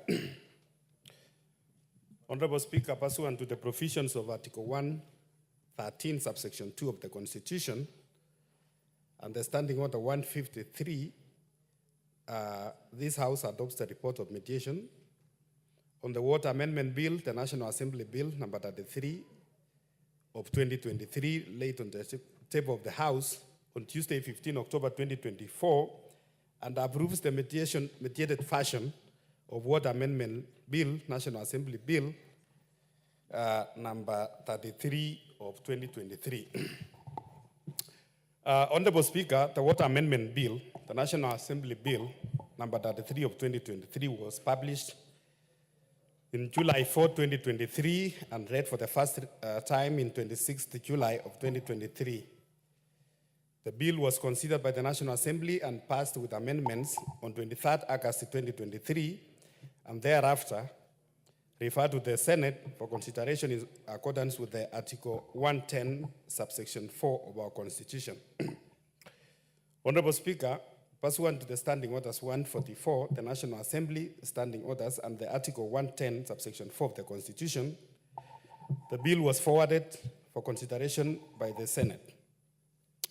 The Senate considered the bill in accordance with the Senate Standing Orders and the Constitution, and passed the bill with amendments on 2nd March 2024. Honorable Speaker, subsequently the National Assembly considered and rejected some of the Senate's amendment to the bill on 30th April 2024. Consequently, pursuant to the articles of 112, Section 1, subsection B, and Article and the Constitution of 113 of the Constitution, the bill was referred to the Mediation Committee. Honorable Speaker, the Speaker of the National Assembly appointed members of the mediation on 13 May 2024 as required by the Standing Order 149, subsection 2 of the National Assembly Standing Orders, while the Speaker of the Senate appointed senators to the committee on 9th of May 2024 under the provision of Standing Order number 166, subsection 2 of the Senate Standing Orders. Madam Speaker, the members of the National Assembly comprised of myself, Kangoko Bowen, as the chairperson, the Maisori Kitayama, the Honorable Engineer Muiruri Mudhama, Stanley MP, the Honorable Hussein Weitan Mohammed MP, the Honorable Engineer Nsengu Paul Mushimi MP, the Honorable Dorothy Muthoni Kiara MP, and Gertrude Mbeyu MP.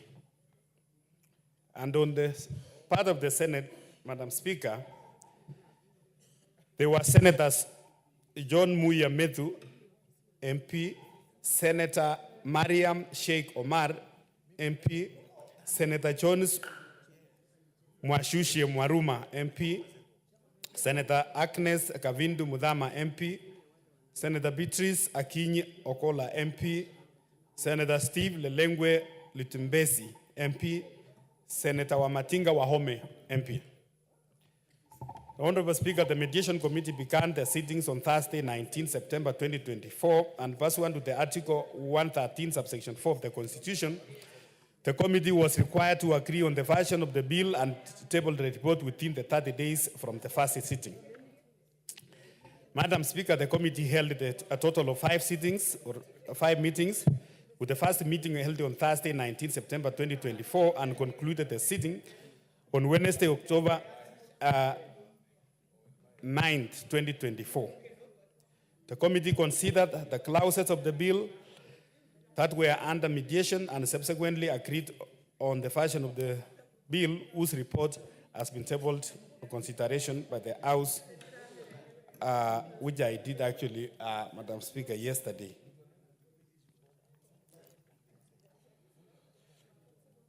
In summary, Madam Speaker, the Mediation Committee considered the Senate amendment on the Water Amendment Bill, the National Assembly Bills number 33 of 2023, and identified clauses 1, 3, 4, 5, 6, 7, 11, and 12 as the being the contentious clauses and agreed on the version of the bill. Order members, I would like you to reduce the levels of consultation. It's too high, so that we are able to hear the Honorable Chair. Thank you, Honorable Madam Speaker. Kagongo.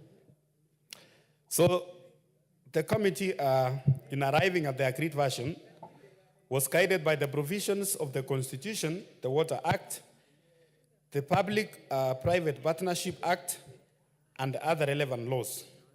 Further, in accordance with the Article 118 of the Constitution, the committee took into consideration the submissions made by the public during the public participation conducted by the National Assembly and Senate as contained in the reports of the two houses.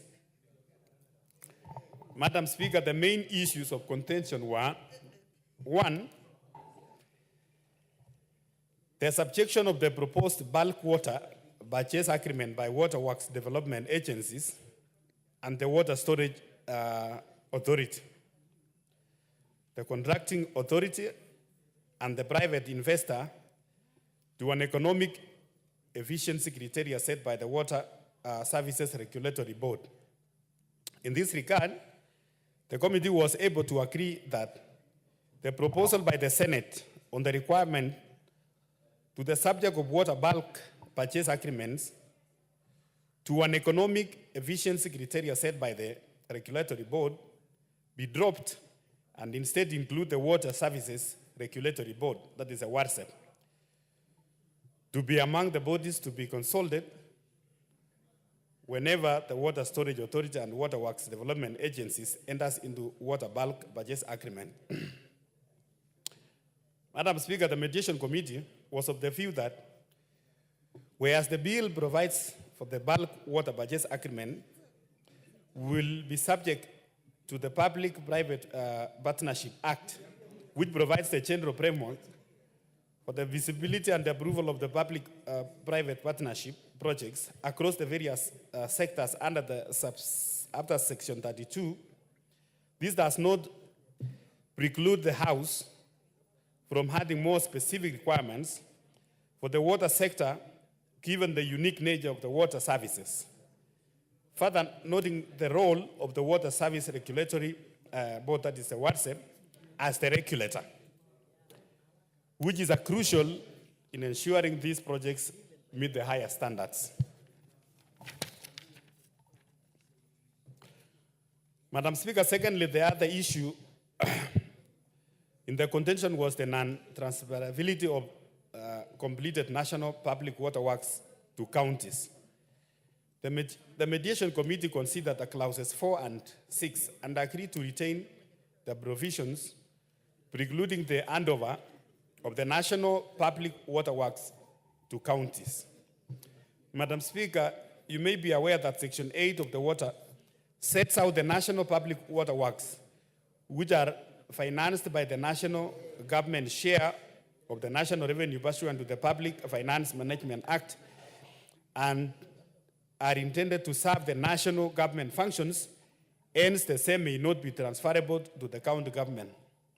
Further, some of these national public water works are cross-county in nature and therefore it should pose an administrative challenge to determine which county to transfer such waterworks. Madam Speaker, the third point is that the committee was also able to agree on the issue of the publication of standards to be set by the Regulatory Board on licensing of waterworks development agencies in provision of the bulk water services as proposed in Clause 5 of the bill. Madam Speaker, having taken a closer look at Section 2 and 22 of the Statutory Instruments Act, guidelines are statutory instruments and consequently, therefore, is a requirement for their publication in the Gazette. The fourth issue, Madam Speaker, is on Clause 7, that provides for an amendment of Section 72 on powers and functions of the Regulatory Board to additionally make tariffs for bulk water services. The committee agreed on a revised version of the clause, which was generally correcting a drafting error and harmonizing the provisions with the existing provision of the Act. The committee agreed to separate the WARSEP authority to evaluate and recommend the water and sewerage tariffs for water services providers from the authority to evaluate and recommend bulk water tariffs for the waterworks development agencies. Given that Section 72(1)(c) of the Water Act already provides the WARSEP role in evaluating and recommending the water sewerage tariffs for water service providers, the bill needed to distinctly address the evaluation, recommendation, and approval processes for bulk water tariffs. Madam Speaker, the fifth issue, the committee agreed to delete the clause 11 of the bill that sought to amend Section 114 on the objects of Water Sector Trust Fund to enable the waterworks development agencies to benefit from the fund.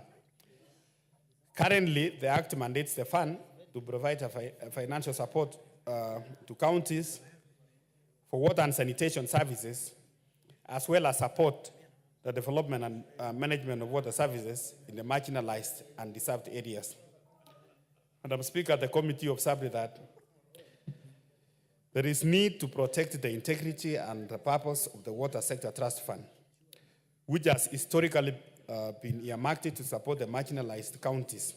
Allowing the waterworks development agencies, which are the national entities, to access this fund poses a risk of diverting resources away from the counties with acute water service needs, undermining the fund primary objective and alleviating the disparities in undeserved regions. The Water Sector Trust Fund also receives contributions from the county governments for agreed upon programs, as stipulated in the Section 117 of the Act.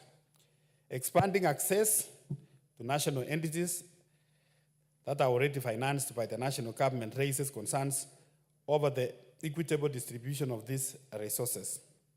This could create an imbalance, allowing the national entities to undue advantage while depriving counties of vital resources needed for the local water service development. Madam Speaker, finally, the committee agreed to retain clause 12 that proposed an amendment to Section 19 of the Water Tribunal as proposed by the bill. The committee agreed to reject the Senate proposal to provide for a nomination of 2 persons by the Council of County Governors in the Water Tribunal. Madam Speaker, you may notice that Article 169 of the Constitution establishes the subordinate courts, including the local tribunals established by an Act of Parliament. In exercising a judicial authority under the Article 159 and 160 of the Constitution, the tribunals ought to be independent and subject only to the Constitution and the law only, and to be independent from the direction or the control of any other person or authority, including their composition. The Water Tribunal, as proposed in the bill, is established to hear disputes related to the implementation of the Water Act. As an arbiter, it is prudent that the tribunal membership remains as neutral as possible. Madam Speaker, as I conclude, the committee is grateful to the officers of the speakers, both for the National Assembly and the Senate, for the support they have given the committee, Madam Speaker, since we started the mediation committee to the final of this report. The conclusion. Madam Speaker, finally, I also want to express my appreciation to the members of the committee, both the National Assembly and the Senate, and also to our Secretariat for the commitment, the assignment which it enabled the committee to complete the task within the stipulated period. So, Madam Speaker, those are the few clauses of the Water Amendment Bill, National Assembly Bill number 33 of 2023, Madam Speaker, which we passed in this House. And when it went to Senate, there was some amendments here and there. according to the clauses which I have mentioned here.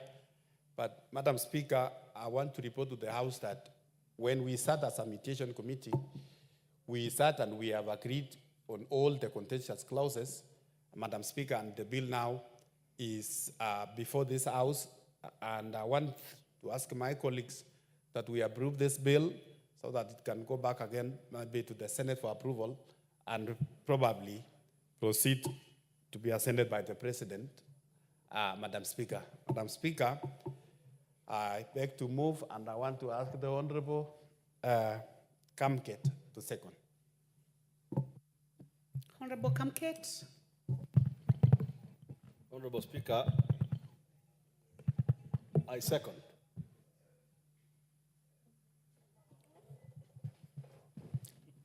Thank you, Honorable Kamket.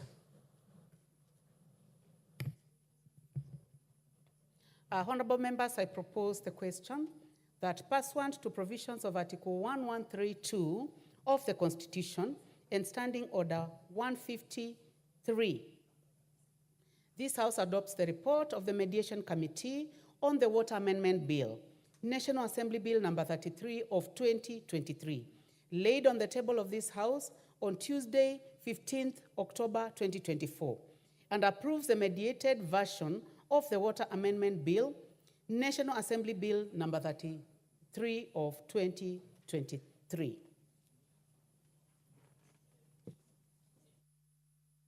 Honorable members, if you are interested in debating on this, please hit the intervention button.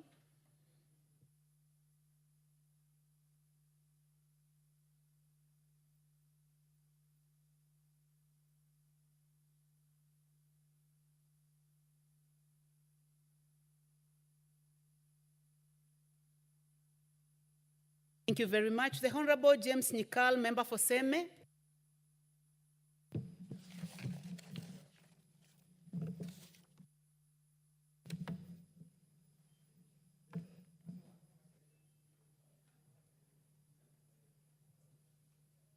Kindly pass the mic to the member for Seme, the Honorable Dr. James Nyikal. Let me use this one. Thank you, Madam Speaker. Madam Speaker, I rise to support the mediated version, merely on the fact that it's actually a mediated version, meaning that members of this House sat with the members of the Senate and looked through, and therefore felt that on those areas that we had disagreed, now we agree. And Madam Speaker, I want to point out that these are really very important bills, and it's unfortunate that when we are discussing them, we don't have very many members to look at them. When we look at the issue of water, water is the greatest social determinant of health. In fact, if you can improve the water supply to your citizens, you will drop diseases related to water by over 90%. And therefore, we would have expected that actually a lot of us would be here to do this. Madam Speaker, that is one point I want to raise. The other point I want to raise, Madam Speaker, is that every time we have a mediated bill, the issues come to do with devolution. And you find that many times when we don't seem to agree on what the role of the county governments are, and therefore if you look at this bill and what was presented, the main issue was in the tribunal and the issue of the involvement of the Council of Governors. Madam Speaker, what that indicates, and Madam Speaker, I want you to hear me on this. Madam Speaker, I've said that every time we have a mediation, you find an issue arising on the involvement of the county government. Even in this bill, the main thing that have come was actually in the tribunal and the role of the county governments. What that means in principle, Madam Speaker, is that our constitution, the way we have implemented our constitution and the way we have implemented devolution, there are very, very many issues that actually have not been totally addressed. And I take this back to the days of the transition authority. Things didn't work. And there are many structures there that do not work. It's my considered view, Madam Speaker, that probably it is time that we looked at the Constitution, the way it has been implemented for the last over 10 years, and what are the areas we need to look at. Madam Speaker, it is the same thing. The next thing we're going to talk about is the division of revenue bill. And again, when people go to discuss the division of revenue bill, Madam Speaker, I'm not discussing that, but often they come here and say, now I understand the needs of the county. How is it that when we are discussing something at the initially, we do not understand the needs of the counties? And now when we go into negotiation, then we understand the needs of the county. It means that structurally there is a problem in our implementation of devolution, in our implementation of the constitution that brought devolution, and it is time we looked at it and said, which are the areas we need to look at, we need to strengthen. In this country, when somebody talks of amendment of the constitution, people see it in purely political terms. We fail to see that it doesn't matter what politics does. In the end, it is the service people get.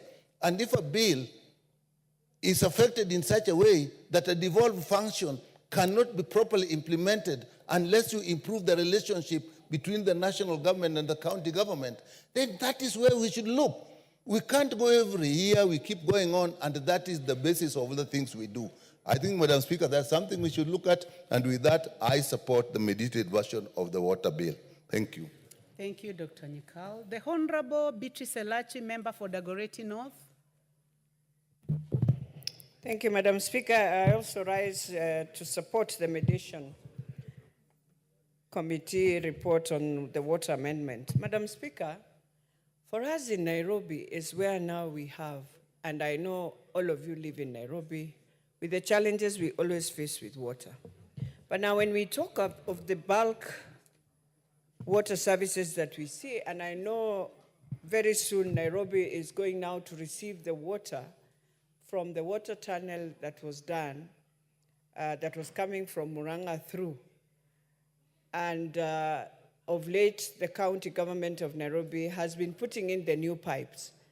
But my biggest worry is that when we talk about all these things, one of the things I realize every time, every county is talking about water, and especially Nairobi, the infrastructure itself, we have decided to ignore completely.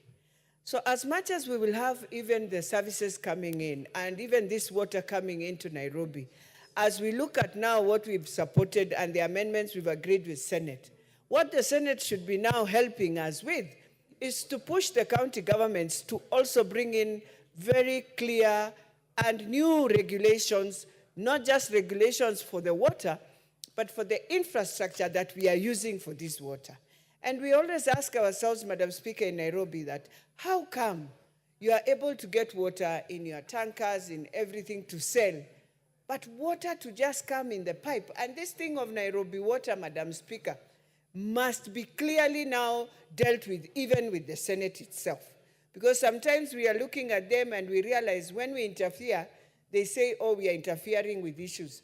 I know the other day, Mheshimiwa Tandi said that now that the Senate decided, Madam Speaker, they will be doing everything, I think it is time what is affecting the national government and is within the purview of the counties, we must start dealing with it. And that is why we must start dealing with the budgets we normally send to them. Water, yes, it is devolved, but we need to deal with it also, because you give in the policies, you must make sure quality assurance in that water, in terms of how we treat our water, is also a key issue, Madam Speaker. So, Madam Speaker, it's not just about the water, it's about the whole package. Ever since we went into devolution, we would wish even to have tokens for water, so that when you are spending and paying for water, Madam Speaker, you know I'm paying for what I have spent. But today you find yourself with a bill and you are imagining you have to pay. You've not seen water for 1 month. So as much as I agree with the amendments, and especially the amendments of now bringing in the services, I can see, first of all, Madam Speaker, they decided in their amendments that the clauses, the following clauses of the Senate, and for me, the Senate, when they were looking at it and saying that they consider clause 3 and agreed that the proposal by the Senate on the requirement to subject the bulk water purchase agreement to an economic efficiency criteria. We are agreeing on it, but we are not asking ourselves, the institution that has been running, what happens, or do we end up again in this? Because everything in government nowadays, Madam Speaker, is bulk. That's why even chief is very bulk, and we are now in it. We have no idea where we are headed. Now, this is water, as Mheshimiwa has said. Water is life, and water is health. Clean water will reduce diseases. So let us not just, we need the infrastructure to be looked at. As we go into all these new things that we are doing, the old infrastructure must be looked at, and we must come up with new infrastructure to handle. Lastly, Madam Speaker, on the same issue, now we have all the apartments you see. I'll use my constituency, Dagoretti North. But the waters and the boreholes that we have now agreed to have all over, some of them are drying, yet guys have gone down, Madam Speaker, 400 meters down, looking for water, and it's drying up. So those are some of the things that we must, even as we look at the regulations of those who are doing bulk and all these agreements, can we look at the critical ones that are really affecting us in our lives that we have? And the worst that is affecting us right now in Nairobi is having all over people just drilling boreholes all over. In every apartment that you see, Madam Speaker, there is a borehole. Yet we will say, and we will read from history that Nairobi, Madam Speaker, was a place where the water table was so high. So where are people going 400 meters? There must be a problem. We must look at it. And so for me, I want to plead with the Senate. That infrastructure of water is a big issue, and we cannot continue the way we are today. We cannot look at the services of water on one side and forgetting you need the infrastructure for that service to work. So, Madam Speaker, with those few remarks, I beg to support. Thank you very much, Member for Dagoretti North. The Honorable Osoro. Thank you very much, Honorable Speaker. Honorable Speaker, I also wish to join the members that have spoken before me in congratulating this mediation committee for the very good work they've done in regard to this motion and this amendment bill, the water amendment bill, Honorable Speaker. Honorable Speaker, it will be important for members to know that the particular sections that have really been reviewed and the proposals that were made from the Senate are very pertinent to water management in different regions, Honorable Speaker. Section 72, for example, Honorable Speaker, on the Water Act, that is this very Water Act, as it were, it empowered the regulatory body to publish regulatory standards without the approval of the Cabinet Secretary. And this was, of course, for the consistency in the provisions of the law and in order for the water services to maintain the independency and autonomy, its operations and its autonomy of operations of WASREB, the regulation body should be empowered to set national standards for the provision of water service and asset development for water services providers without approval of the Cabinet Secretary, Honorable Speaker. Of course, you'll notice that, however, there were Section 2 and 22 of the Statutory Instrument Act guidelines as statutory instruments, and consequently, there is a requirement for the publication in the Gazette. This observation, Honorable Speaker, is very important as enshrined in Clause 5 by the committee. The committee, Honorable Speaker, also agreed with the proposal by the Senate on the requirement to subject the bulk water purchase agreement to an economic efficiency criteria, which should be dropped, and instead, this very body, WASREB, be included and be among the bodies to be consulted when the WWDAs are entering into bulk water purchase agreements. Honorable Speaker, this was a very good proposal by the Senate. Very, very good proposal by the Senate, which, of course, the committee observed with, of course, another proposal to seek for a deletion that had included that provided that a national public water work shall not be transferable to county government. So this had to be dropped to allow for non-transferability of national public works, Honorable Speaker. Very, very good proposals. You'll agree with me, Honorable Speaker, that water is essential, and they say water is life. And there's a delicate balance in management of water and health systems in the society. So it was very, very important for the joint committee of, that is the Committee on Mediation, to come up with very, very good proposals and consult widely. Because even on the nominations of those people who sit at the Council of County Government, you see, that is why the consultations and mediation was very important, because they had to reject the Senate's proposal to provide for the nomination of 2 persons by the Council of County Governor to the Water Tribunal. And you know, it was a very vital reason, because Article 169 of the Constitution usually establishes subordinate courts, and that includes local tribunals established by an act of parliament. So in exercising judicial authority under Article 159 and 160 of the Constitution, tribunals ought to be the independent and subject only to the Constitution and law, and law only, and be independent from the direction or control of any person or authority, including in their composition. So the inclusion of 2 people nominated, or 2 persons, of course, nominated by the Council of County Governor, Honorable Speaker, really, there was no fairness in such. Because on matters judicial review and matters litigation, or where there are disputes that arise, it's important to have these independent bodies. And the Water Tribunal, as proposed by the bill, is then going to be under the Water Act to hear the disputes related to the implementation of the Water Act, Honorable Speaker. So for that reason, Honorable Speaker. Order, Honorable Soro. I have a point of order by the Honorable Jared Okello, member for Nyando. What is out of order, Honorable Jared Okello?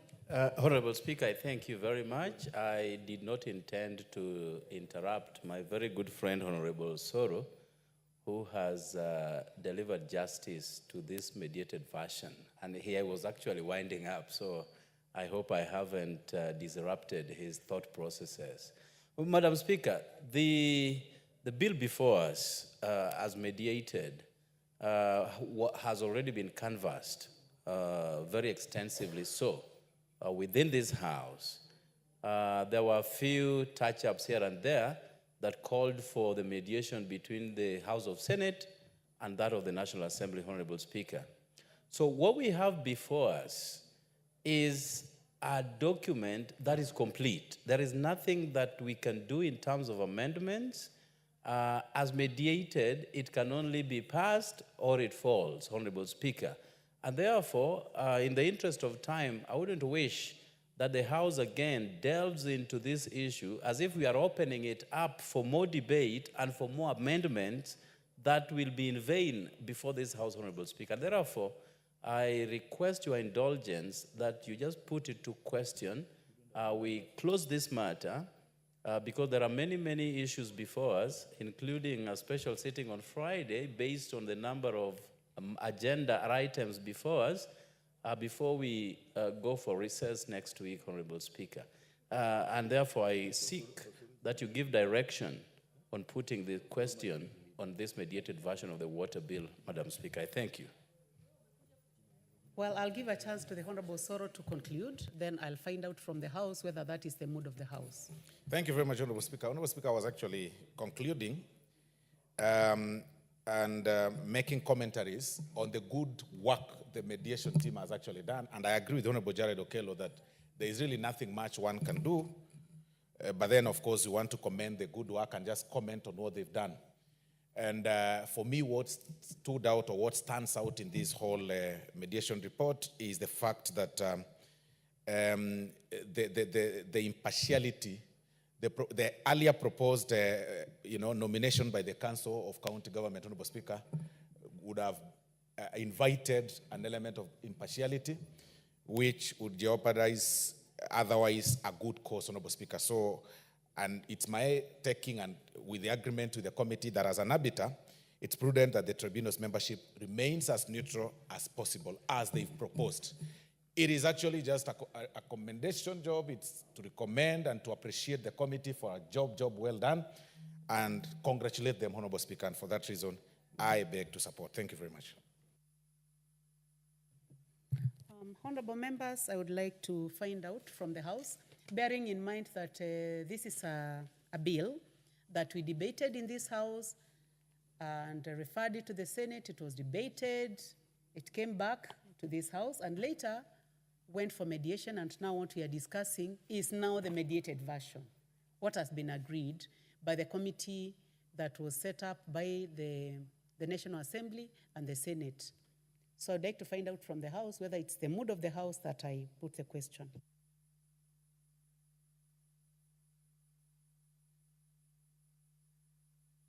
So, honorable members, I would like to find out from the House whether the mover can be called to reply. So, will as many as of that opinion say aye? Aye. Will as many as are of the contrary opinion say nay? The ayes have it. Mover.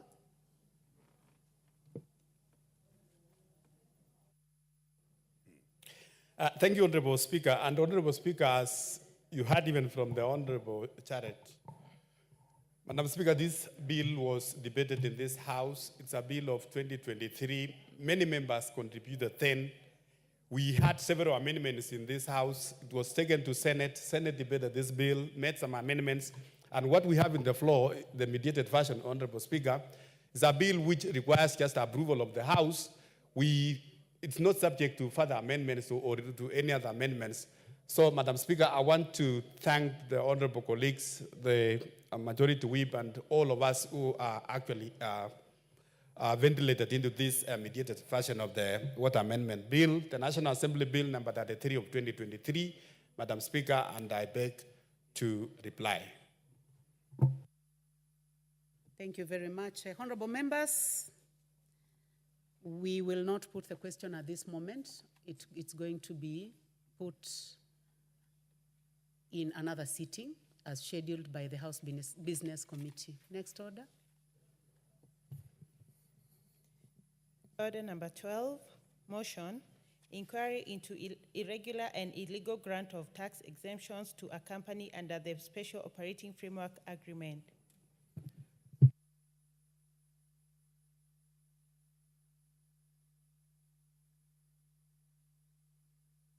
So thank you very much. The Honorable Kimongoi Kibet, please proceed.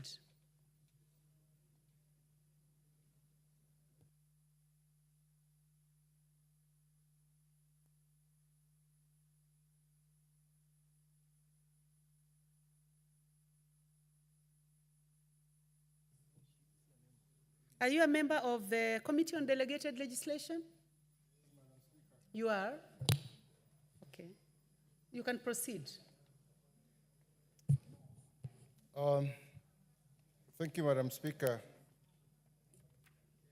I wish to present this report on the inquiry into irregular and illegal grant of tax exemptions to a company under the Special Operating Framework Agreement. Madam Speaker, I'll give you the summary of the report and findings of the committee as follows. This report presents the findings of the Committee on Delegated Legislation's inquiry into the alleged irregular and illegal tax exemptions granted to Blue Nile Rolling Mills Limited under a purported Special Operating Framework Agreement. The inquiry was initiated following... Okay, order, Honorable Onchoke. Please start by moving the motion as it is in the order paper. Then you can now proceed and tell us what you're telling us now. Thank you, Madam Speaker. I would like him to be assisted with the order paper. All right. I move the motion that this House adopts the report on the Committee on Delegated Legislation on the inquiry into irregular and illegal grant of tax exemptions to a company under the Special Operating Framework Agreement laid on the table of the House Thursday, 26 September 2024.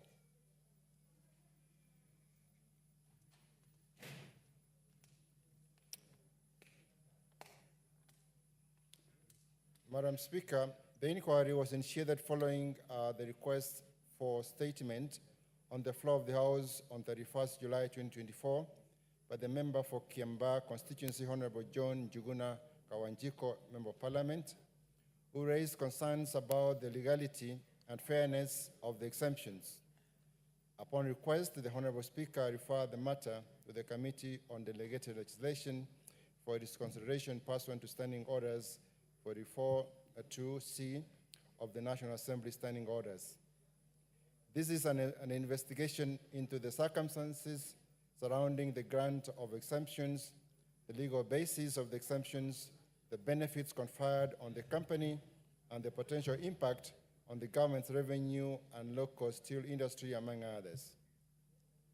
In conducting the inquiry, the committee held a total of 4 sittings, during which it received oral and written submissions from various stakeholders, including the National Treasury and Economic Planning, the Ministry of Investments, Trade and Industry, Kenya Association of Manufacturers, and Blue Nile Rolling Mills Limited.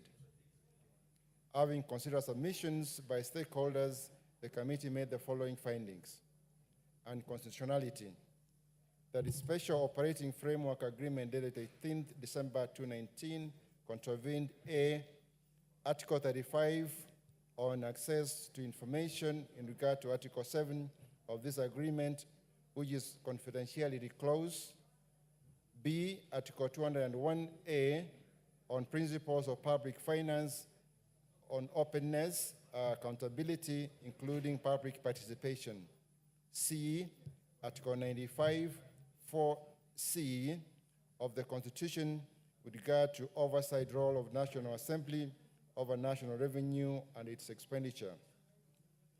D, Article 210(2) of the Constitution on maintenance of public records of tax waiver and report of waiver to the Auditor General.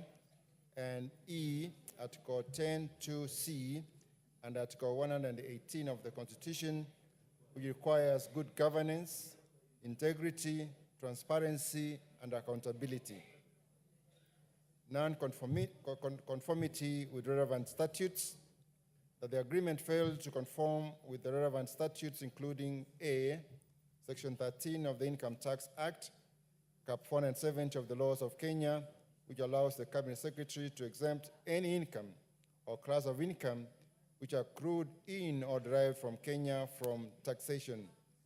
1, by publishing a Gazette notice to that effect in accordance with the subsection 2, and 2, by submitting the notice to be laid before the National Assembly without unreasonable delay in accordance with subsection 3. Which requirements the committee observed were not followed, since the Cabinet Secretary for the National Treasury neither published the notice in the Gazette nor submitted for laying in and approval by the National Assembly. 2, Section 68 of the Value Added Tax Act, Cap 476 of the laws of Kenya, except all special operating framework arrangements entered into with the government, which were in existence at the commencement of the Act in the year 2022. In this arrangement, the arrangement was signed between 16th and 30th January 2020, falls within the timelines of the arrangements served under the Value Added Tax Act. Consequently, the committee, having found that the purported Special Operating Framework Agreement arrangement between Blue Nile Rolling Mill Limited and the government was unprocedural and unlawful. The committee is of the opinion that Blue Nile Rolling Mill Limited ought not to benefit from the said saving. C, the provision of the Law of Contract Act, Cap 23 of the laws of Kenya in relation to the signature and affixing of common seal. To the extent that the agreement contained 3 signatures appended by parties, but on different dates at different places, implying that not all the parties were present at the signing, contrary to the principles of the law of contract. The agreement was void to the extent that it lacked the affixing of the common seal of one of the parties. D, Miscellaneous Fees and Levies Act, Cap 469C of the laws of Kenya, to the extent that Article 5 of the agreement seeks exemption from import declaration fees and railway development levy. However, the same has not been exempted under the Miscellaneous Fees and Levies Act. C, Tax Procedures Act, Cap 469B of the laws of Kenya, to the extent that the committee considered the failure by Blue Nile Rolling Mill Limited to remit the attendant taxes amounted to tax avoidance, which is defined in Section 3 of the Act as a transaction or scheme designed to avoid liability to pay tax under any law.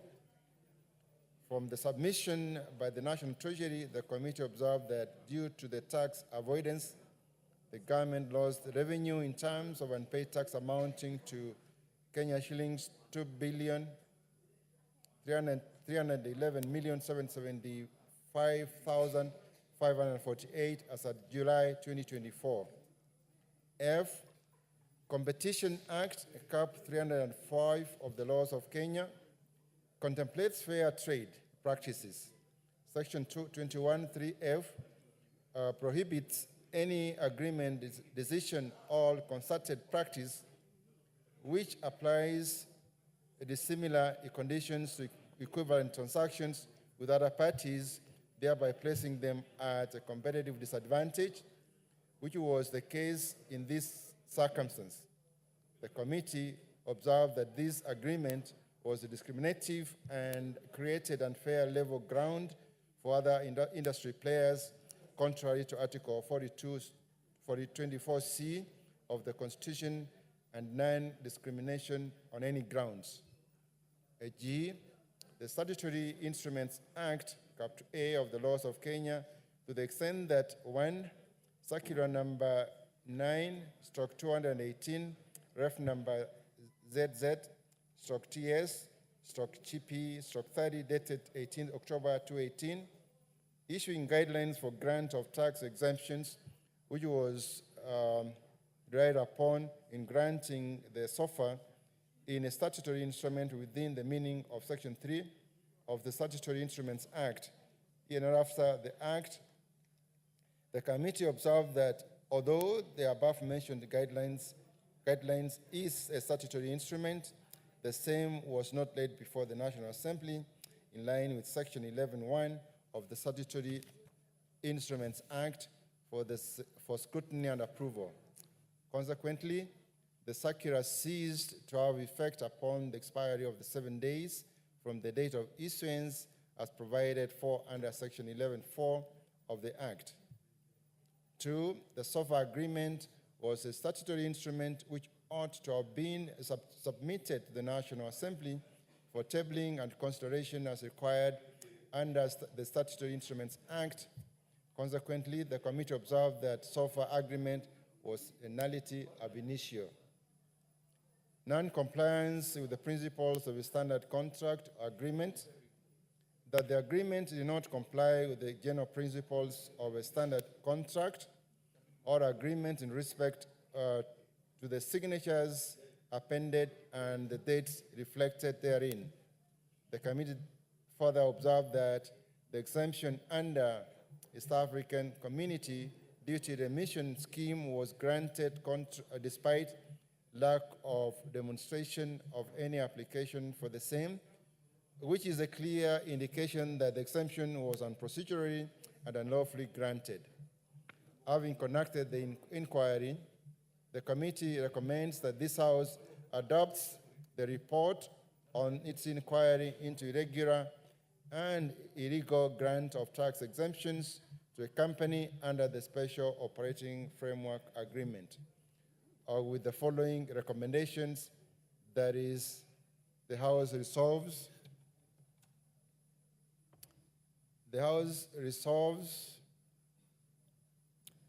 A, to declare that the said Special Operating Framework Agreement was done outside the requisite legal framework, thus a nullity and hence void. B, to direct all the relevant statutory bodies to take necessary legal action on parties involved in the whole process of the irregular tax exemptions under this Special Operating Framework Agreement therein.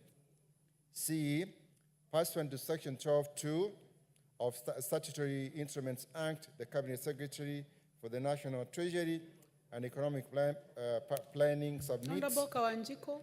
tax exemption guidelines for the implementation of Special Operating Framework Agreements to the National Assembly within 6 months of the House adopting this report.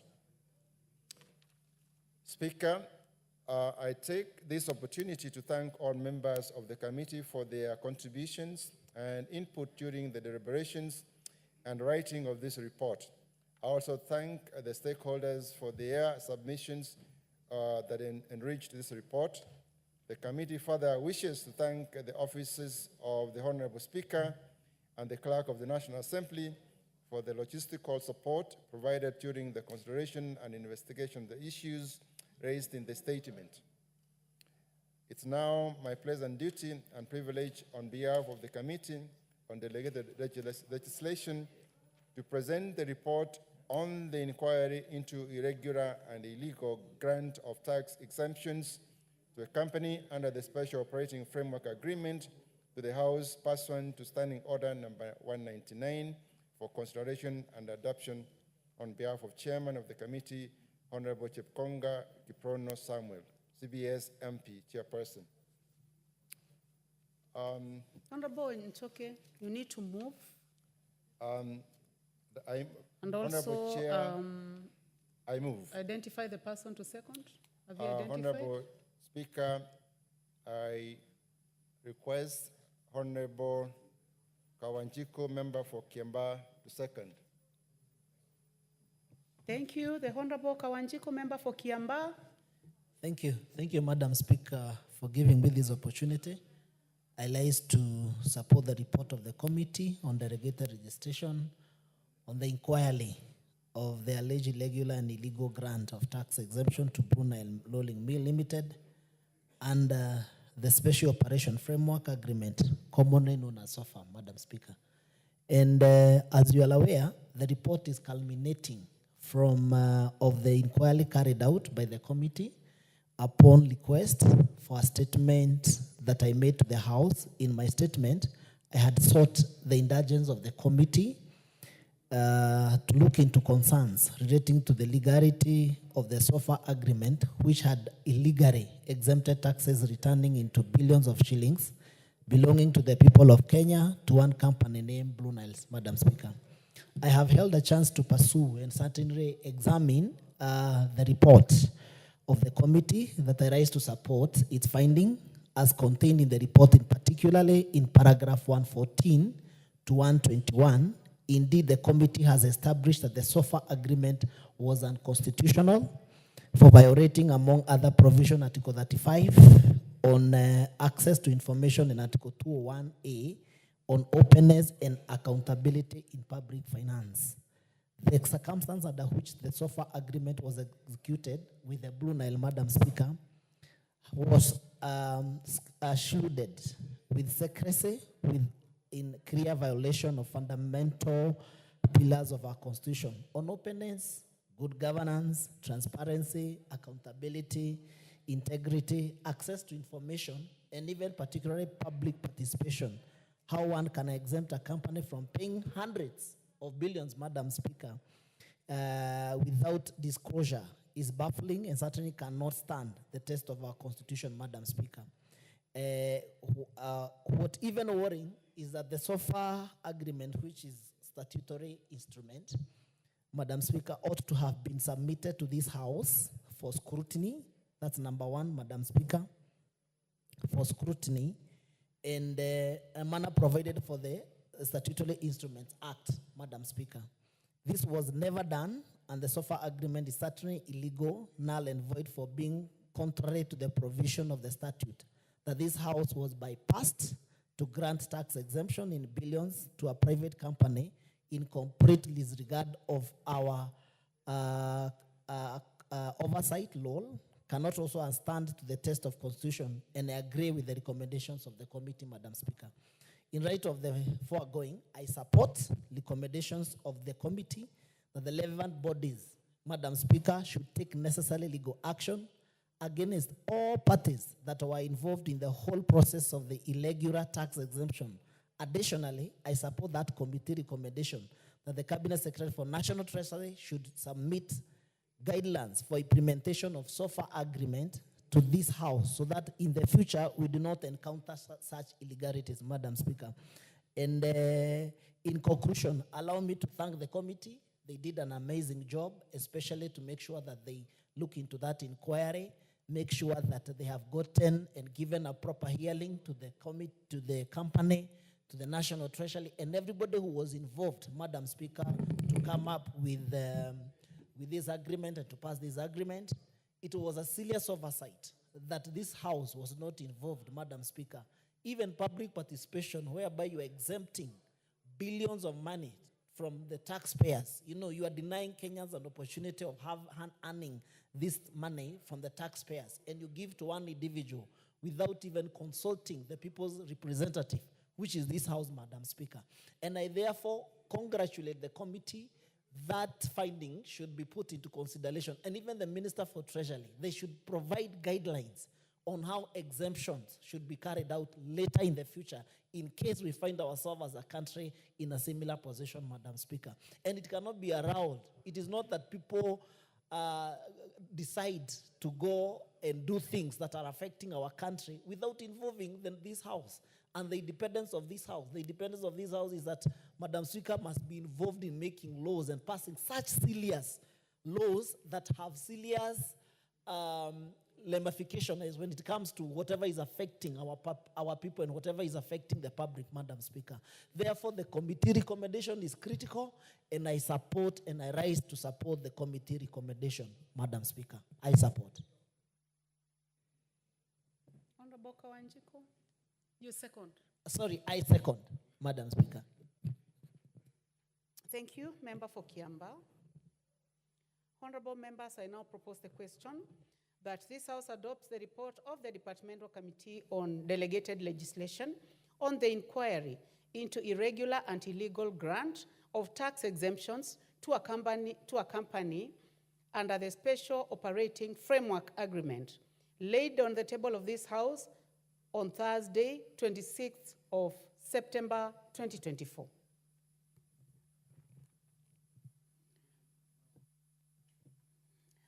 The Honorable Rueda Obo, member for Lamu East.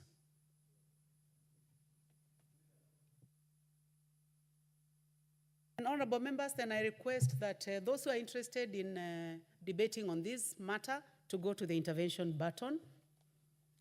The Honorable Beatrice Elachi, member for Dagoretti North. Thank you, Madam Speaker. Madam Speaker, since morning, I have been seated waiting for this report.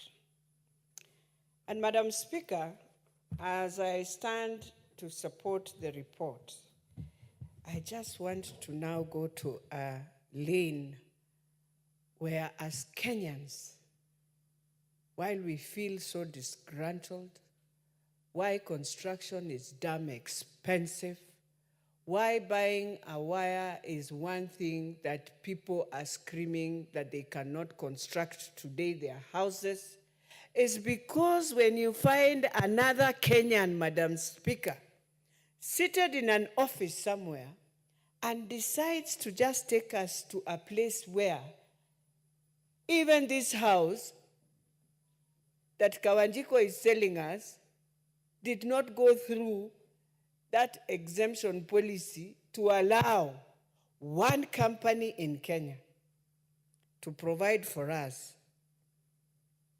construction wires. It is very sad. And it is not just this, Madam Speaker. That is why we are having to pass good laws in this House. The moment it goes to the executive, everything changes. The policy of education changed. We are now in some model that we are wondering, is it the same thing we passed in this House, or what just happened to the whole model? We have finished on that one. We are now on another health one, Madam Speaker. Same challenges. Again, we are wondering, why did we pass we need an insurance for Kenyans when right now they can't even access that health? Madam Speaker, there are many companies in this country, and let me tell you, the ones that are more suffering are the ones owned by Kenyans themselves. Because every of this you must import in. And so when you come and exempt billions of shillings, and you leave others struggling, and I'm hoping we are not saying this, and my friends at DEVKI become again beneficiaries. I know they follow the law, but let us not also monopolize and find ourselves again one company, the way we have monopolized the one for shish, to find ourselves that we can buy an equipment of 104, and it is just one person now in the health sector, Madam Speaker, that is about to do the same thing this company, Blue Nile, did to us. It should never be, and it should not happen. And Madam Speaker, if we want to be serious with the National Assembly, indeed before December we go for recess, we must ensure we have clarified and done best to the education model, to SHISH, that we shall be closing, going for recess to next year, Madam Speaker, knowing that Kenyans also are closing, that we have done the right thing in this House. Madam Speaker, when you look at the recommendations, and you look at 22, 23, 24, now you listen to what the East African Community Customs Management Act 204 provides and all that. And then now you come to 27, where we are saying that the SOFA, which is the special agreement, the framework of that was now used to bring this exemption,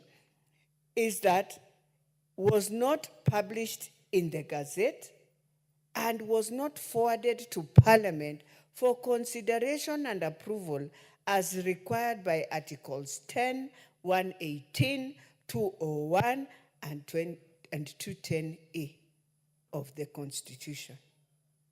And Madam Speaker, you'll find still the officers who did this are the same officers who are going to do these other things. And that is why the president is in big trouble. Because as we always say, it is not the president. It is us who have been given privilege by Kenyans to be in offices who are auctioning our country day and night. Because you are the technical person to prepare the document. And you're expecting in every document, the president has to read through word to word, because he has no idea what other word you have hidden inside to benefit you after. And how will the president be reading all documents? He can't. So you, as the technical person, you are the one who is putting us in hell as a country. And then all of us will start screaming, Madam Speaker, the way we are screaming on issues of the PPP. I think the most important thing we must ask ourselves today, and when I look at the submissions by the National Treasury and Economic Planning, when they came in, Madam Speaker, this is what they told the committee, that the income tax cap 470, paragraph 2K of the third schedule to the Income Tax Act states that in the case of a company engaged in business under a special operating framework arrangement with the government, the tax rate shall be to the extent provided in the agreement. Now, you can imagine, Madam Speaker, we are seated negotiating with a company, and it is for you now to provide in that agreement. There is no any CS there.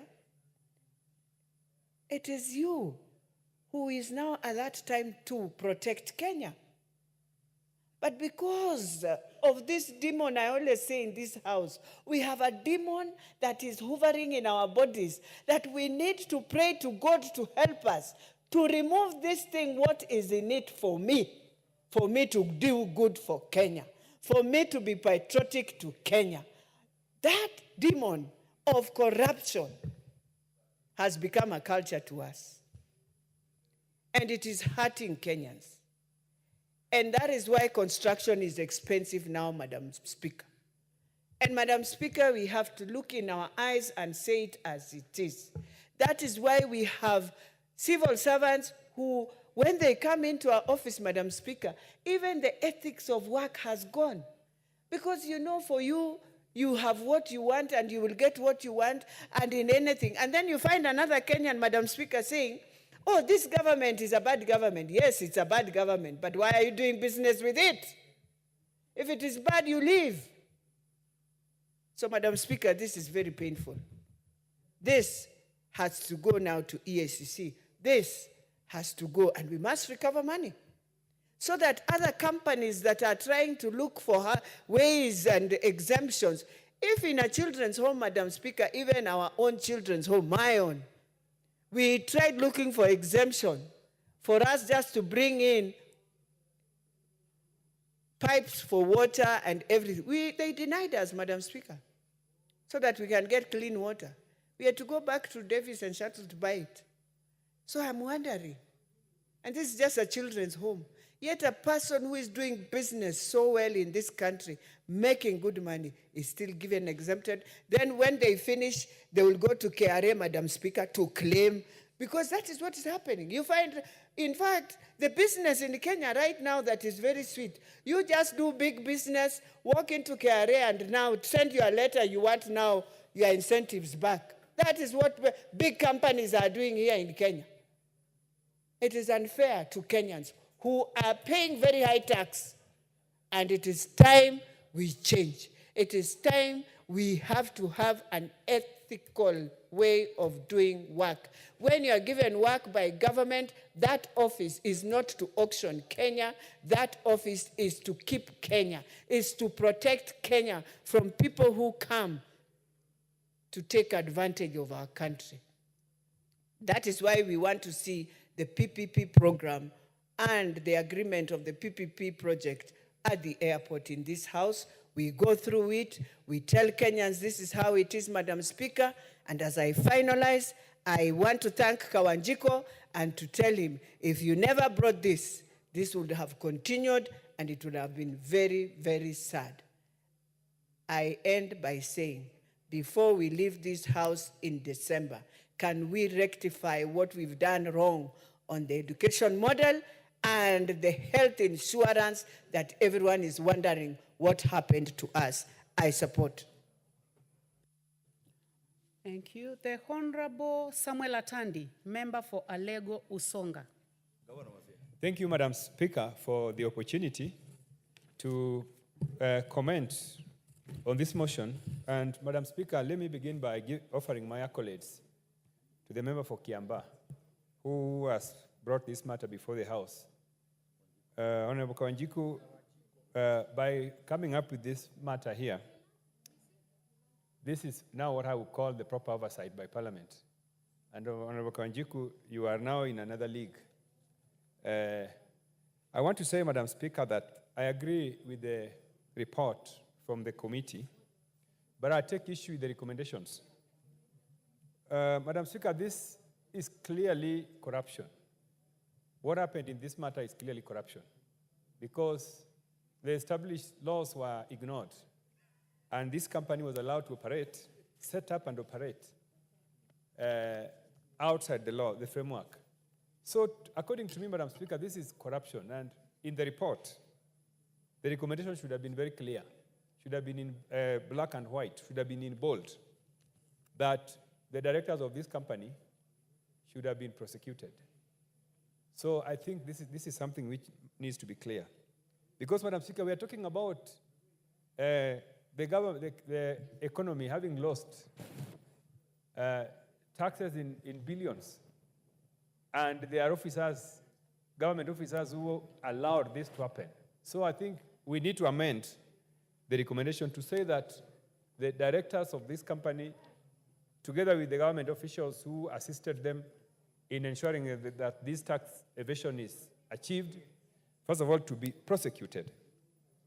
Secondly, Madam Speaker, I am one of the people who believe that for Kenya to attract serious investors, that we need to have a framework where certain tax exemptions are granted. This is something that I believe in because I've compared the business operating environments in our neighboring countries, Uganda, Tanzania, Rwanda.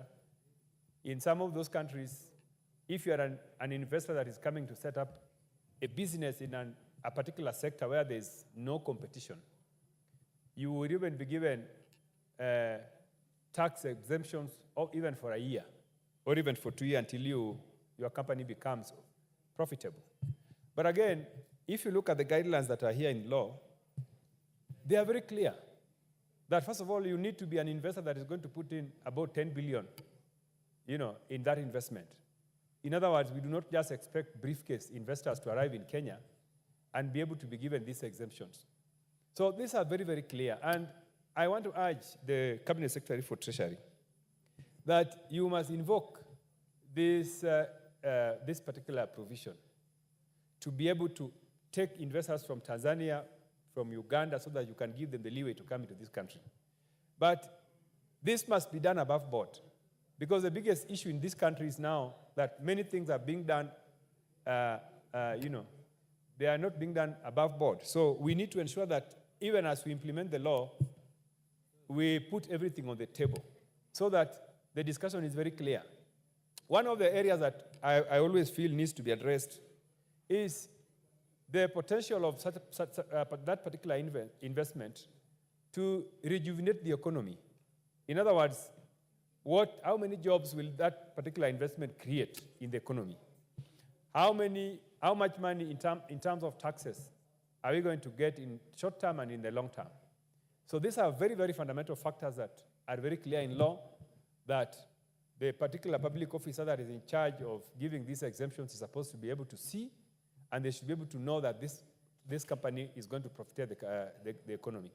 Otherwise, Madam Speaker, as you are aware, recently I heard the government of Tanzania bragging that they are taking a lot of investors from our country. Now, this is something which you should never allow as a house. This house must ensure that investors who are exiting this economy, we know who are they and we know the reasons why they are exiting. If there are issues to do with taxation and areas where we can be able to engage, we should be able to advise the Cabinet Secretary for Treasury to ensure that these things are not allowed.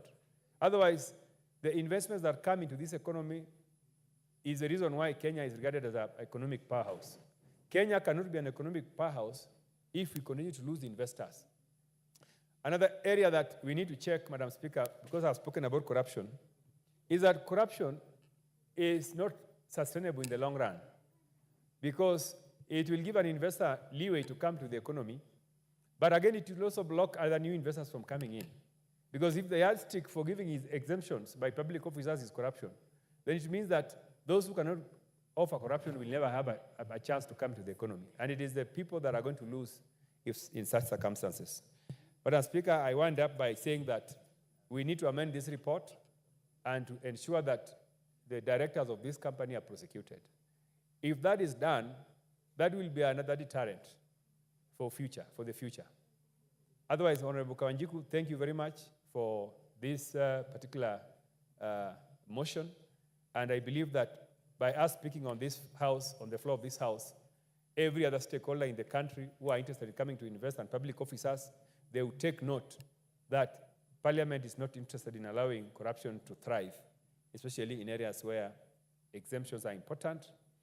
And for tax exemptions, It is something which we need to embrace, but it must be done above board. Thank you, Madam Speaker. I support. Thank you, Honorable Atandi. Honorable Atandi, you know the most effective way to deal with an amendment of a report is to move it, is to propose the amendment so that it is debated in amended form. However, I'll just proceed to give to the Honorable Jared Okello, member for Nyando.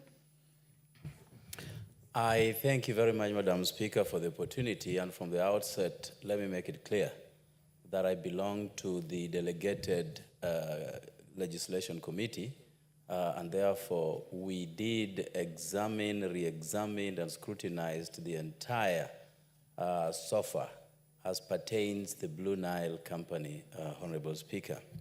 Honorable Speaker, firstly, let me put it clear that the main source of revenue for a government is taxes. There are issues of fines from courts of law, which is paltry.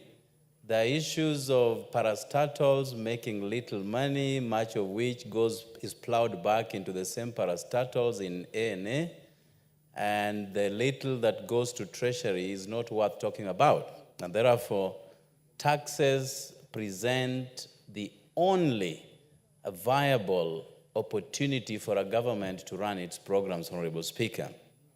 And that is why Treasury all over the world would be very slow to grant any tax exemption to anybody and to any company, Honorable Speaker, because by extension, that denies the government an opportunity to make its money, Madam Speaker.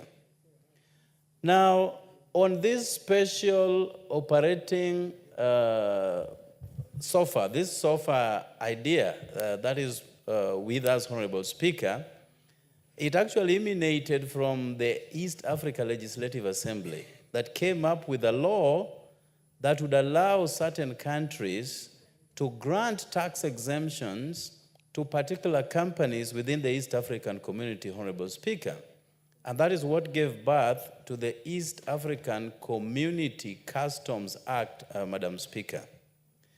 Now, Article 1 of our Constitution dictates that Kenya becomes a signatory to its own ratified treaties and conventions across the country, across the world, Honorable Speaker. But there is usually a process. It is not blanket. Those protocols must be domesticated by countries such as Kenya for them to operate. Now, on this particular SOFA, Honorable Speaker, whereas it has been recognized within the East African community as a treaty, as a protocol, it was not domesticated in Kenya. And therefore, it could not be gazetted by the Attorney General to operate within our borders, Honorable Speaker. And that is where the problem lies.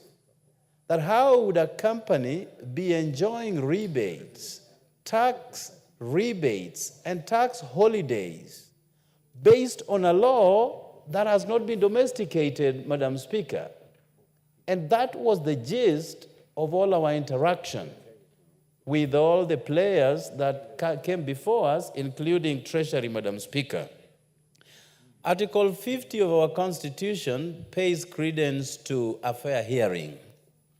And Honorable Speaker, I would be remiss not to put it clear that the committee sent summons to Blue Nile Company on numerous occasions, and on all those occasions they had a reason, one after another, not to present themselves before the committee.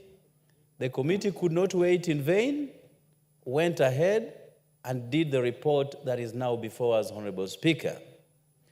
Now, interestingly, whereas they have been enjoying on a law that does not exist, other competitors also applied but were denied an opportunity to enjoy the same rebates that this Blue Nile has been enjoying, Madam Speaker.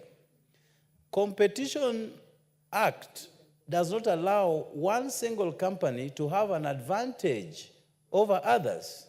And that is why companies that are also doing the same business were at pains to transact because the SOFA that was extended to Blue Nile touched on certain raw materials that are used for manufacturing metals, Madam Speaker. So you've got a company that buys raw materials from abroad that attract no taxation, lowering their cost of production against others who have to pay heavy taxes, Madam Speaker, therefore giving an undue advantage to one particular producer. And that is why we have this report before us. That firstly, the SOFA that has not been domesticated in our country must stop. Then number two, under Competition Act, everybody must be treated on a fair playing field. That if it is about enjoyment of the rebates coming out of SOFA, then let all companies that manufacture metals enjoy. But again, we challenged Treasury to give us a tabulation of all taxes that have been saved from subjecting it to Blue Nile Company so that we can know how much they need to pay as a penalty, Madam Speaker. We did get some figures that were, again, subjected to queries. And as we dialogue and move with this matter, we will be putting a lot more questions on that report that came from Treasury, Madam Speaker. Our country is suffering, and we are suffering because we are not getting enough taxes from those who should pay taxes, Madam Speaker. And therefore, if you have a company trading into billions and is circumventing the processes of remission of taxes, then that must be questioned, Madam Speaker. And therefore, this report has gone into lengths to prefer very harsh penalties to these companies under question and also put a stop going forward to enjoyment of this illegal tax regime by a company that does not merit. And therefore, Madam Speaker, I support the report. And I thank you. Thank you, Member for Nyando. The Honorable Mary Emase.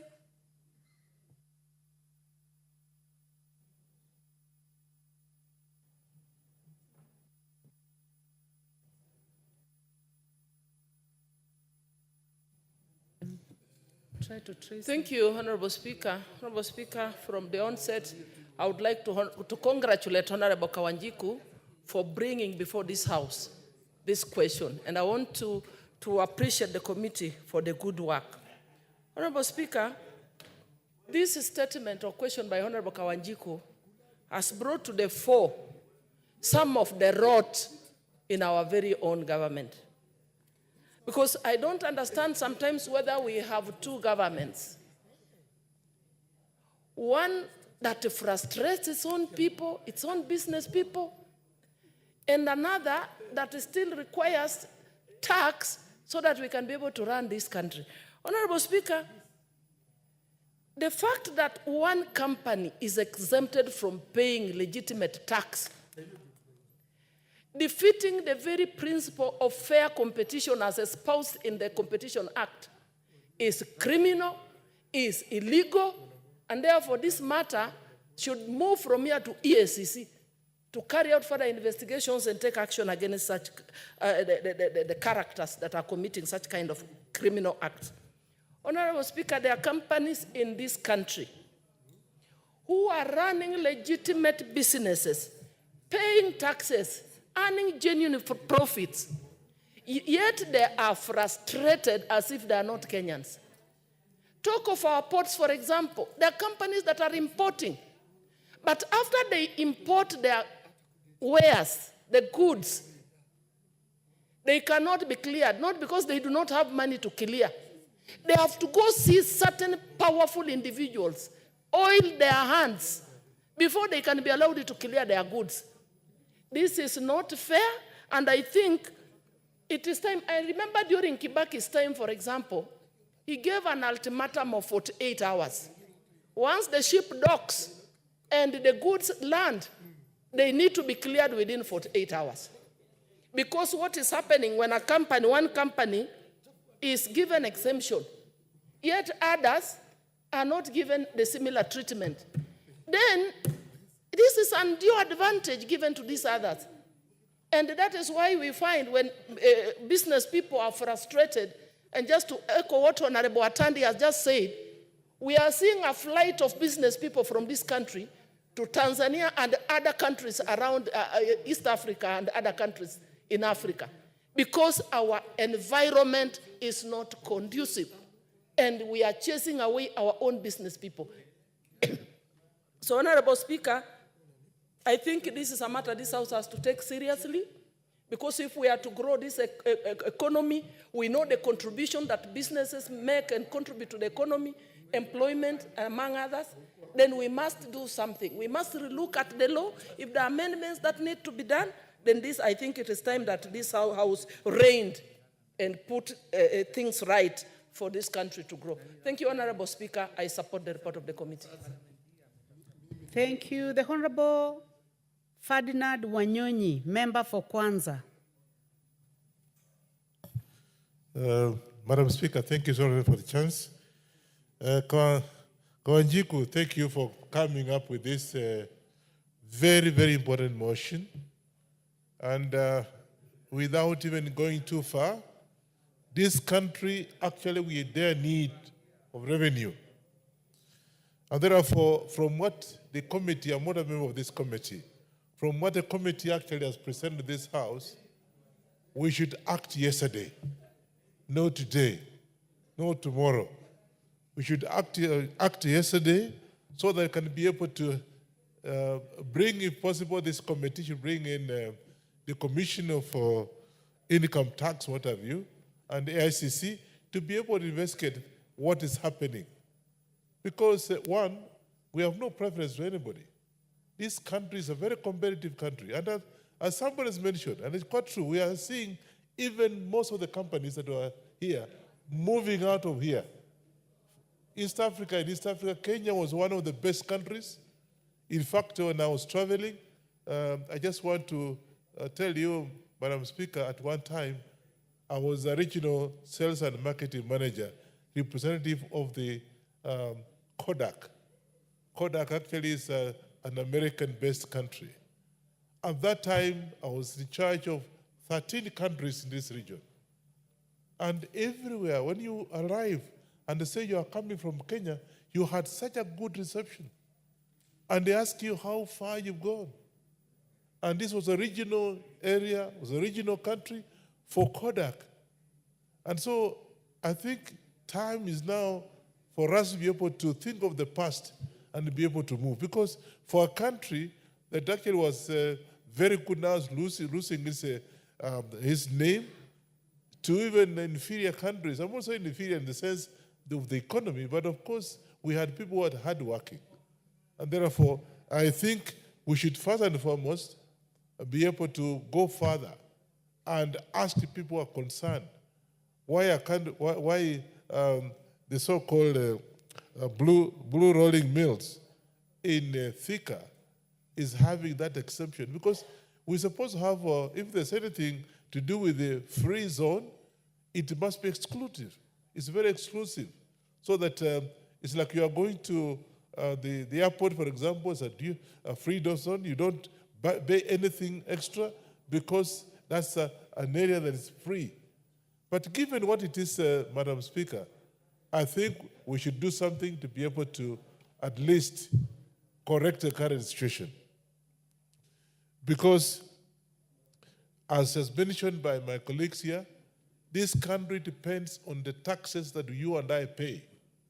Without those taxes, we can see our country going through very hard time. Because A, people are not paying taxes, and B, there's actually a lot of corruption. I've just had a case where we are discussing about the corruption, and it's true. And when you ask this guy why are you exempting for paying taxation, again, you'll find there's no reason why they're not paying taxes. It's because the people who are put in place to be able to assist this country, get revenue, are actually corrupt. So, Madam Speaker, this National Assembly, where I am, where you and I are, should actually live up to the expectation. We are not doing what is supposed to be done. For this kind of thing that the honorable member has brought in, notice nothing personal. And I've asked him, and he tells me even that company does not employ as many people as supposed to. So what are we up to? So my contribution to this committee is that the commissioner I think there's a commission which is supposed to be dealing with this kind of thing, and even the ICC should be brought to this house to be able to move so that maybe there are 20 other exceptions that actually are doing the same thing, and you and I don't know. And of course, that's we're supposed to be oversight all these companies. So, Madam Speaker, my take is that we should move very fast. This is just an example, one among others, and move to be able to rectify the situation. I support this, and I look forward to us actually taking action to be able to correct the situation. Thank you. Thank you. The Honorable Peter Orero, member for Kibra. Thank you, Madam Speaker, for giving me the opportunity to contribute on this very, very important motion brought by our colleague Kawanjiku. I think it has reached a time that people should respect the functions of this parliament. We have a number of issues that pass and are commissioned without the involvement of the National Assembly. Exemptions of duty and taxes is a menace to this country. Yesterday we were debating on the sharing of revenue in this country to the county governments. And we agreed because we are not collecting enough taxes and revenues in this country, and we could not approve the disbursement of funds to the counties. At the same time, the government that we are supporting not to disburse funds to the county and is the same government that is allowing the exemption of billions of shillings in this country. And to a single company. Kenya is a capitalistic nation where fair competition should be allowed, especially in the field of business. You can imagine that all the steel, the Y12, Y8, Y10 are manufactured by a single company. And that is why the prices of some of these commodities are very, very high. It has reached a time that as Parliament, we must take serious actions on some of the omissions and commissions by some of these favored companies. We must not allow that we lose billions, yet as of last year, the government was only able to collect, maybe in terms of revenue collection, about 2.9 trillion, and they missed the target. And therefore, what we budgeted for as a country and which passed through this parliament could not be met, whereas we lose billions to companies owned by individuals and not serving the Kenyans as per se. When we look at some of the acts that we have made, Privatization Act, some of the companies that are being privatized are done through the ministry or through the treasury, and it is not passing through the government, through this parliament. I am happy that the courts have stopped some of these transactions and has ordered that this should be done through parliament. We must be, as a parliament, look at some of the acts which allows us to control the management of some of these things, and we must have a threshold where the exemptions can be done with the ministry. Again, Yes, what is out of order, Chair? And now you are expert of standing orders. Which standing order? Thank you, Honorable Speaker. Honorable Speaker, What is out of I order? rise pursuant to Standing Order 95. Madam Speaker, Madam Speaker, as you know, this is a day that is reserved for members' motions. We are discussing a committee motion, and it will take us to 1 o'clock without discussing a single member's motion. I sit in the House Business Committee, and this has been a concern for us, that the members' motions have never been discussed. And I see the next motion is by the Honorable Elisha Odhiambo. To do justice to the private members' motion, it is important that we consider this motion. I know members would like to contribute to this. Madam Speaker, this is a very serious matter. You know, government has been struggling to raise taxes, and the reason why GNCs invited us here is because we have given too many exemptions. You can imagine you're giving an exemption to a monopoly. We don't even need to say too many things about this. A monopoly cannot enjoy a tax exemption. In fact, they should be paying taxes. So, Madam Speaker, would I be in order to request you to ask the mover to reply so that we without anticipating the next motion, Madam Speaker, and just to be fair to the private members' motions? Because I feel very bad when we close the day without the private members' motion being spoken to. I thank you, Madam Speaker. This is within your committee, delegated legislation. This matter has found itself in the floor of the House. It has been moved, it has been seconded, and now it's been debated. But just to understand you, Chair, Honorable Chepkonga, you are saying that members already agree. So the mover to be called to reply. I am going to put this to the House to make a decision on whether the mover to be called to reply. So, honorable members of Point of order, please. Point of order. I put a question. Take your seat, member for Kibra. I would like to find out from the House, from you, honorable members, whether it is the mood of the House that the mover be called to reply. Will as many as of that opinion say aye? Will as many as of a contrary opinion say nay? Nay. The nays have it.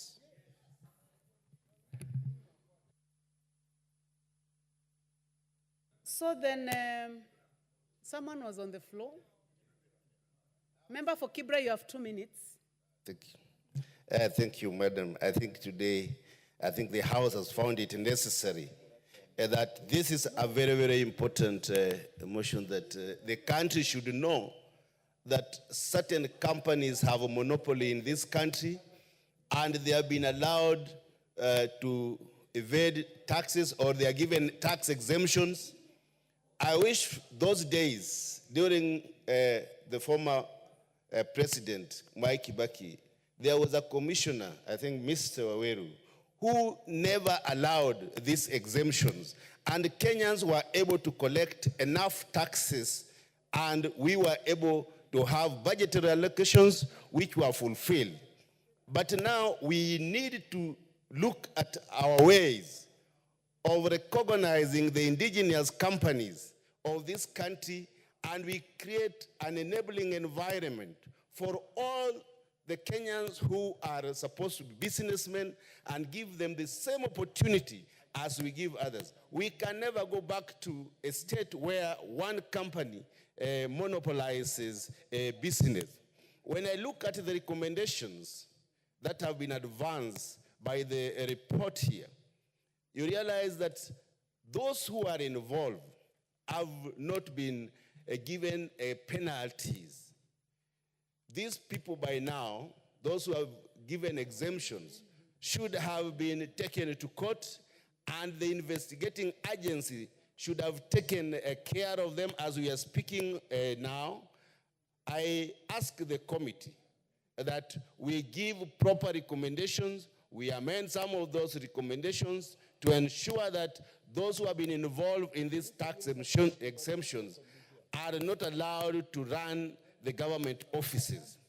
We are also saying that we must allow the indigenous companies to be given room to operate freely without giving exemptions to only one company to import goods or without taxes, and yet they still compete with our indigenous companies. Otherwise, I want to support this motion, and I ask that as legislative members of the Assembly, we put our foot down and ensure that we protect our local companies. Thank you, Madam Speaker. Thank you. The Honorable Rueda Obo. The Honorable Rueda, member for Lamu East.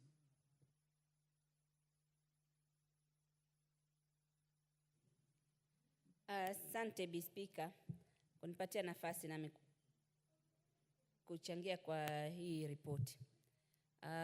Bi Speaker, haya mambo ya kuruhusiwa makampuni isilipe taksi, tunafaa kwenda kwa uangalifu sana, kwa sababu kuna haja saa ingine, kunahitajika sana kampuni ipewe nafasi walete bidhaa bila kulipa taksi, ambao bidhaa ile pengine itakuwa inamsaidia Mkenya. Kwa mfano, wakati wa Ramadhani kule Saudia kuna matajiri wengi au Waislamu wengi kule wanatoa bidhaa kama ya tende, ambao huwa wanataka kuleta huku, walipe paka ya meli kubeba, lakini ikifika huku mambo ya taksi mujipange wenyewe. Sasa huwa ni chakula cha msaada, ni tende, ili wakati wale wafungaji Ramadhani wamefunga wapate ile thawabu ya kufungua na ile tende, nao waonje, wengine hawapati tende wapate tende. Sasa saa ingine inatokea ikiwa kuna vikwazo vya lazima walipe ushuru. Meli inaingia pale Mombasa, ikiingia inabidi wenye uwezo aende alipe yeye ushuru, kisha achukue yeye tende. Pengine hata anaichukua anaenda kuuza. Wale ambao wanafaa kufikiwa na ile tende haiwafikii. Sasa nashukuru serikali inachukua jukumu huwa la kutoa hiyo ushuru. Sasa ikichukua ile jukumu inasababisha tende ije, hakuna mtu atasema mimi ndo nililipa hii basi nitaiuza au nitafanya vile nataka. Inakuwa sasa ni rahisi, hata mashinani inafika ile tende. Nini sababu imetolewa ule ushuru? Ni jambo zuri sana na ni jambo ambao tunahitaji liendelee. Mimi nampongeza Rais Ruto kuingia, pia ameendeleza jambo hilo, linaendelea vizuri. Na pia ningependa kuomba, vile nimepata hii nafasi na tunazungumzia hili, niombe kwamba serikali kupitia rais wetu President Ruto, Dr. Ruto, ifanywe mapema zaidi, kama wakati kabla Ramadhani, mwezi mmoja kabla ifanywe, manake saa ingine ile tende inapata hiyo hawalipi ushuru, lakini inachelewa kuingia, ikifika Ramadhani imeisha. Kwa hivyo hili jambo kamati wakiangalia hizi zingine isiende na mood hiyo, ikawa kila kampuni na kila jambo inaambiwa lazima iwekwe ushuru, au kila bidhaa lazima iwekwe ushuru. Hii inasaidia sana na watu wengi wanafaidika, na hawafaidiki Waislamu peke yake, hata Wakristo wanafaidika. Kwa sababu ile tende ikija, kama mimi kwangu nikigawanya tende Lamu na wapatia Waislamu na Wakristo, tukigawanya mfano ni kijiji, mfano tumegawanya Faza, tunawapatia wote. Tukigawanya pale popote tunawapatia wote.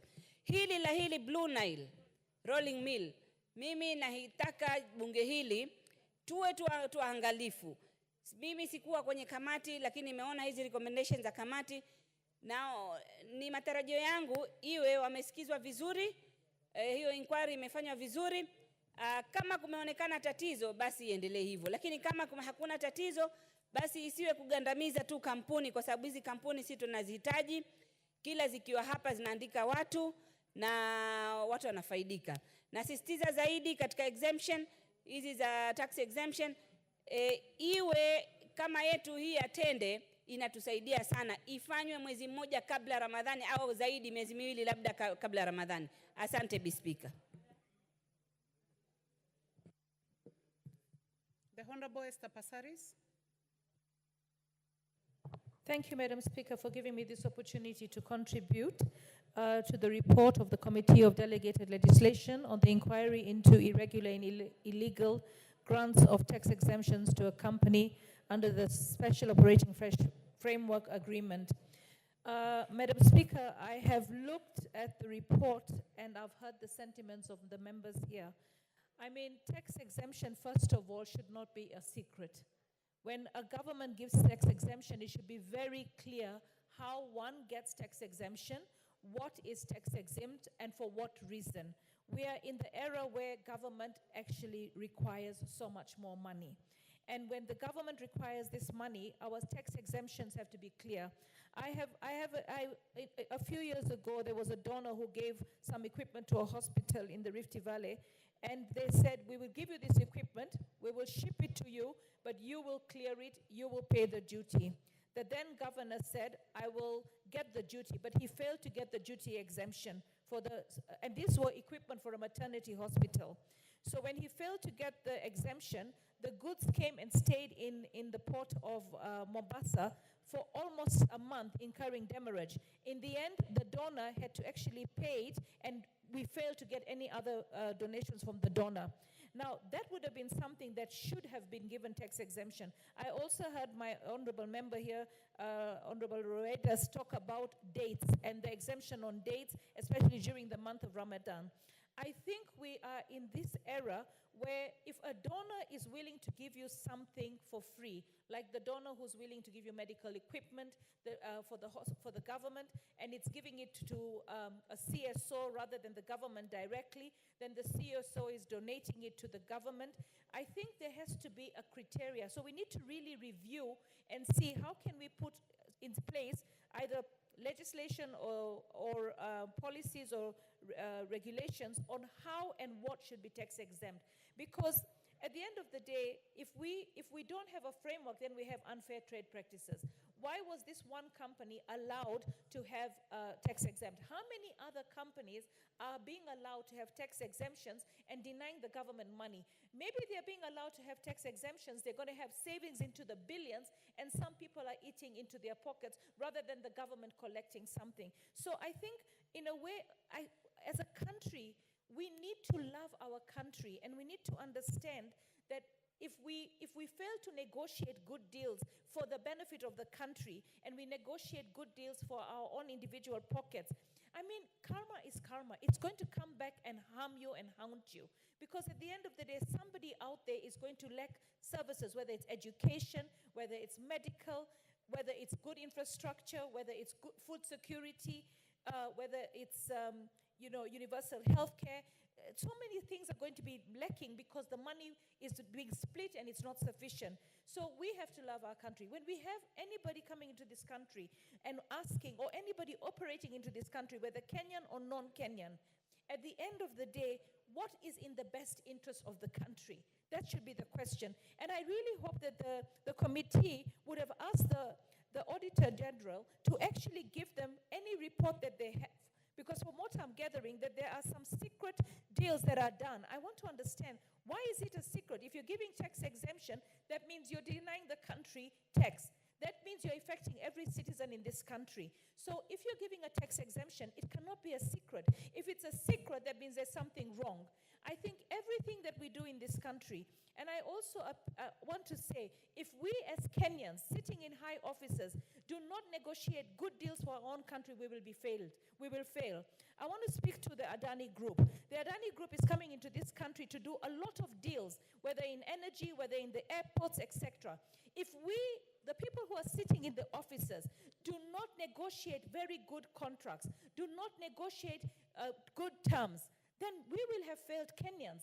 So at the end of the day, we might have Adani succeeding in one country but failing in Kenya.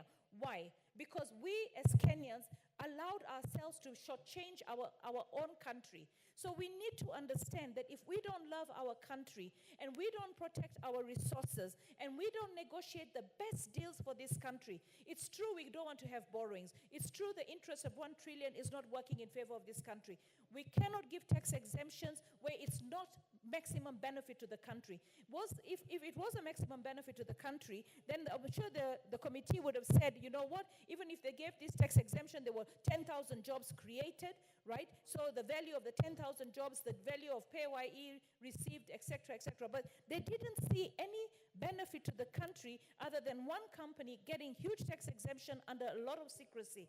So I believe that the Auditor General should be looking into this, but if these are done in secret, we should have a law that says that no tax exemption is a secret. Of course, I understand that when it comes to matters security, there could be secrets because it's about national security. But matters of industry, I mean, this is unfair tax practices, and that's why it was picked up by the Honorable Wanjiku, because there must have been people in his constituency who are saying, you know, why is this company getting treated fairly and we are treated unfairly? Why is the market not equal for all of us? And this will actually deny us investors. There will be investors who want to come into the country and they hear that this particular company, the reason why their prices are so low and the reason why you can't break even and the reason why you're going to close shop is because they have special favors from government and ministries. So sometimes we're shooting ourselves in the foot because we're giving a tax exemption here and then we have this one investor,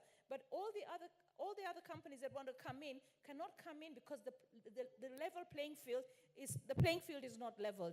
So I really commend the committee, but I would like us to really see where are the gaps that allow Treasury to come up and give exemptions, and how many other companies. There has to be full disclosure, and I don't know how we're going to end up getting the full disclosure. Sometimes people out there think that, Parliament doesn't do its job, but these are the bottlenecks that we as Parliament, as legislators, have to find a way to bring these walls down so that at the end of the day, Kenya can be efficient, Kenya can be profitable, Kenya can bring prosperity to the people of Kenya. We want investors to come with goodwill. We want investors to come not to rip us off. We're not a rich, even if we were a rich developed country, we shouldn't sell ourselves short because we will always need to provide wealth for our people. And we can't provide wealth for our people when we are always allowing ourselves to have bad deals. Why do we allow bad deals? Corruption. Who benefits from the corruption? The people who make those deals. And you can see, that even if they benefit from this corruption, they're not going to make a lot of money because corruption doesn't pay in the long run. Eventually, it catches up with you. So what we have to do as a country is ask ourselves, what is in the best interest of Kenya? Was this deal in the best interest of Kenya? It was not. I hope that the people who did this will actually be dealt with by the anti-corruption, and we shall see it in the near future. We hope that the monies that were lost by the government in terms of taxes will be collected so that that money can come and serve the people of Kenya. Because investors that invest in our country, whether local or foreign, should be working for the best interest of Kenya. Thank you. Thank you. The Honorable Rahim Dawood, member for North Imenti. Thank you, Madam Speaker. Madam Speaker, I want to join my colleagues, the report of the delegated legislation. Madam Speaker, there is no way we can give anybody tax exemptions. Madam Speaker, there was a time, long time back, even grain bulk hauliers in Mombasa was given tax exemptions. And I remember the previous, my predecessor. Order, Honorable Dawood. What is out of order, Honorable Dr. Nyika? Anything out of order?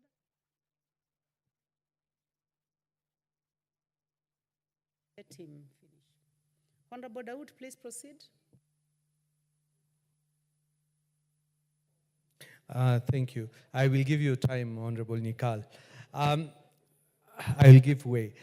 Madam Speaker, like I was saying, there is no way we can give tax exemption to one firm, Blue Nile, of Mr. Rao, so that he can sell his products much cheaper than the other industrialists who are producing the steel in Kenya. And there is no way we can do that. Madam Speaker, there was a time when members of parliament used to get duty exemptions on vehicles. And once I went to ask Honorable David Muiraria if I could get an exemption, and he told me it was not possible because it was cut off, everything was cut off. So, Madam Speaker, we need to do away with all subsidy programs, all waivers of duty and other things, unless it is an emergency and it's brought to the floor of this House. We should not just give the leeway to the minister. So we may have to do some changes in the law. And I think I'll give Honorable Nikal because he wants to move an amendment. You are completely out of order. You are completely Thank out you, of Madam order. Speaker, for giving me the space. The Honorable Thank you. Kagusha. Thank you, Honorable Speaker, for the opportunity to make the contribution. Honorable Speaker, as we have noted, the facility, what we would call SOFA, has in the past been abused and misused by the government functionaries. And sometimes this is done with the intention of giving an undue advantage to certain manufacturers, certain business people, certain entrepreneurs. In this case, Honorable Speaker, you realize that Blue Nile is one of the importers. And as a country, we are looking at a situation where we can encourage more of manufacturing than importation of goods. Honorable Speaker, we intend as a country to have industries, cottage industries across the Republic. Honorable Speaker, you are aware that we have small and medium enterprises that have bought small machines that can be able to produce mabati, that can be able to produce nails, that can also be able to produce all the things that we need for infrastructural development in our country, particularly for building materials. Honorable Speaker, when now we take one company and give them undue advantage over the others by removing all the taxes, number one, we are denying the government revenue. Number two, we are discouraging the small manufacturers, small and medium enterprises. We are discouraging development of cottage industry. We are bringing down the number of people whom we can employ in this nation as young people. Honorable Speaker, we are also in the business of weakening our shilling, since we have to have the outflow of dollars from this republic. And for that reason then, our shillings becomes weaker. And the question is, are we strengthening our economy by giving this undue advantage? Honorable Speaker, the other day we were here and we were looking at the issue of the Competition Authority of Kenya. And I'm aware that we were actually able to bring about a new CEO. We were able to approve a name of a new CEO in that authority. Honorable Speaker, I believe this is one of the things that the Competition Authority of this republic should be able to look at, so that we do not have one party, a monopoly, that is getting undue advantage of other small enterprises. So, Honorable Speaker, I really want to support that the Treasury must table in this Parliament the guidelines under which they have followed or they have used to give these tax waivers from this particular company. Honorable Speaker, if this company was for sure manufacturing in this republic, if this tax break has been given for a manufacturing company, then it would be understandable. Order, Honorable Kagusha. Honorable Kagusha, you have a balance of 5 minutes. So I believe that this matter is going to be scheduled again for debate because we still have more time for it. Honorable Nikal, I take note that you have an amendment. I guide that you draft the amendment properly and let it be taken to the Speaker's office for approval so that you can bring it in another sitting when this is scheduled. Honorable members, and the time now being 1 p.m., this House stands adjourned until today, Wednesday, 16th of October 2024 at 2:30 p.m.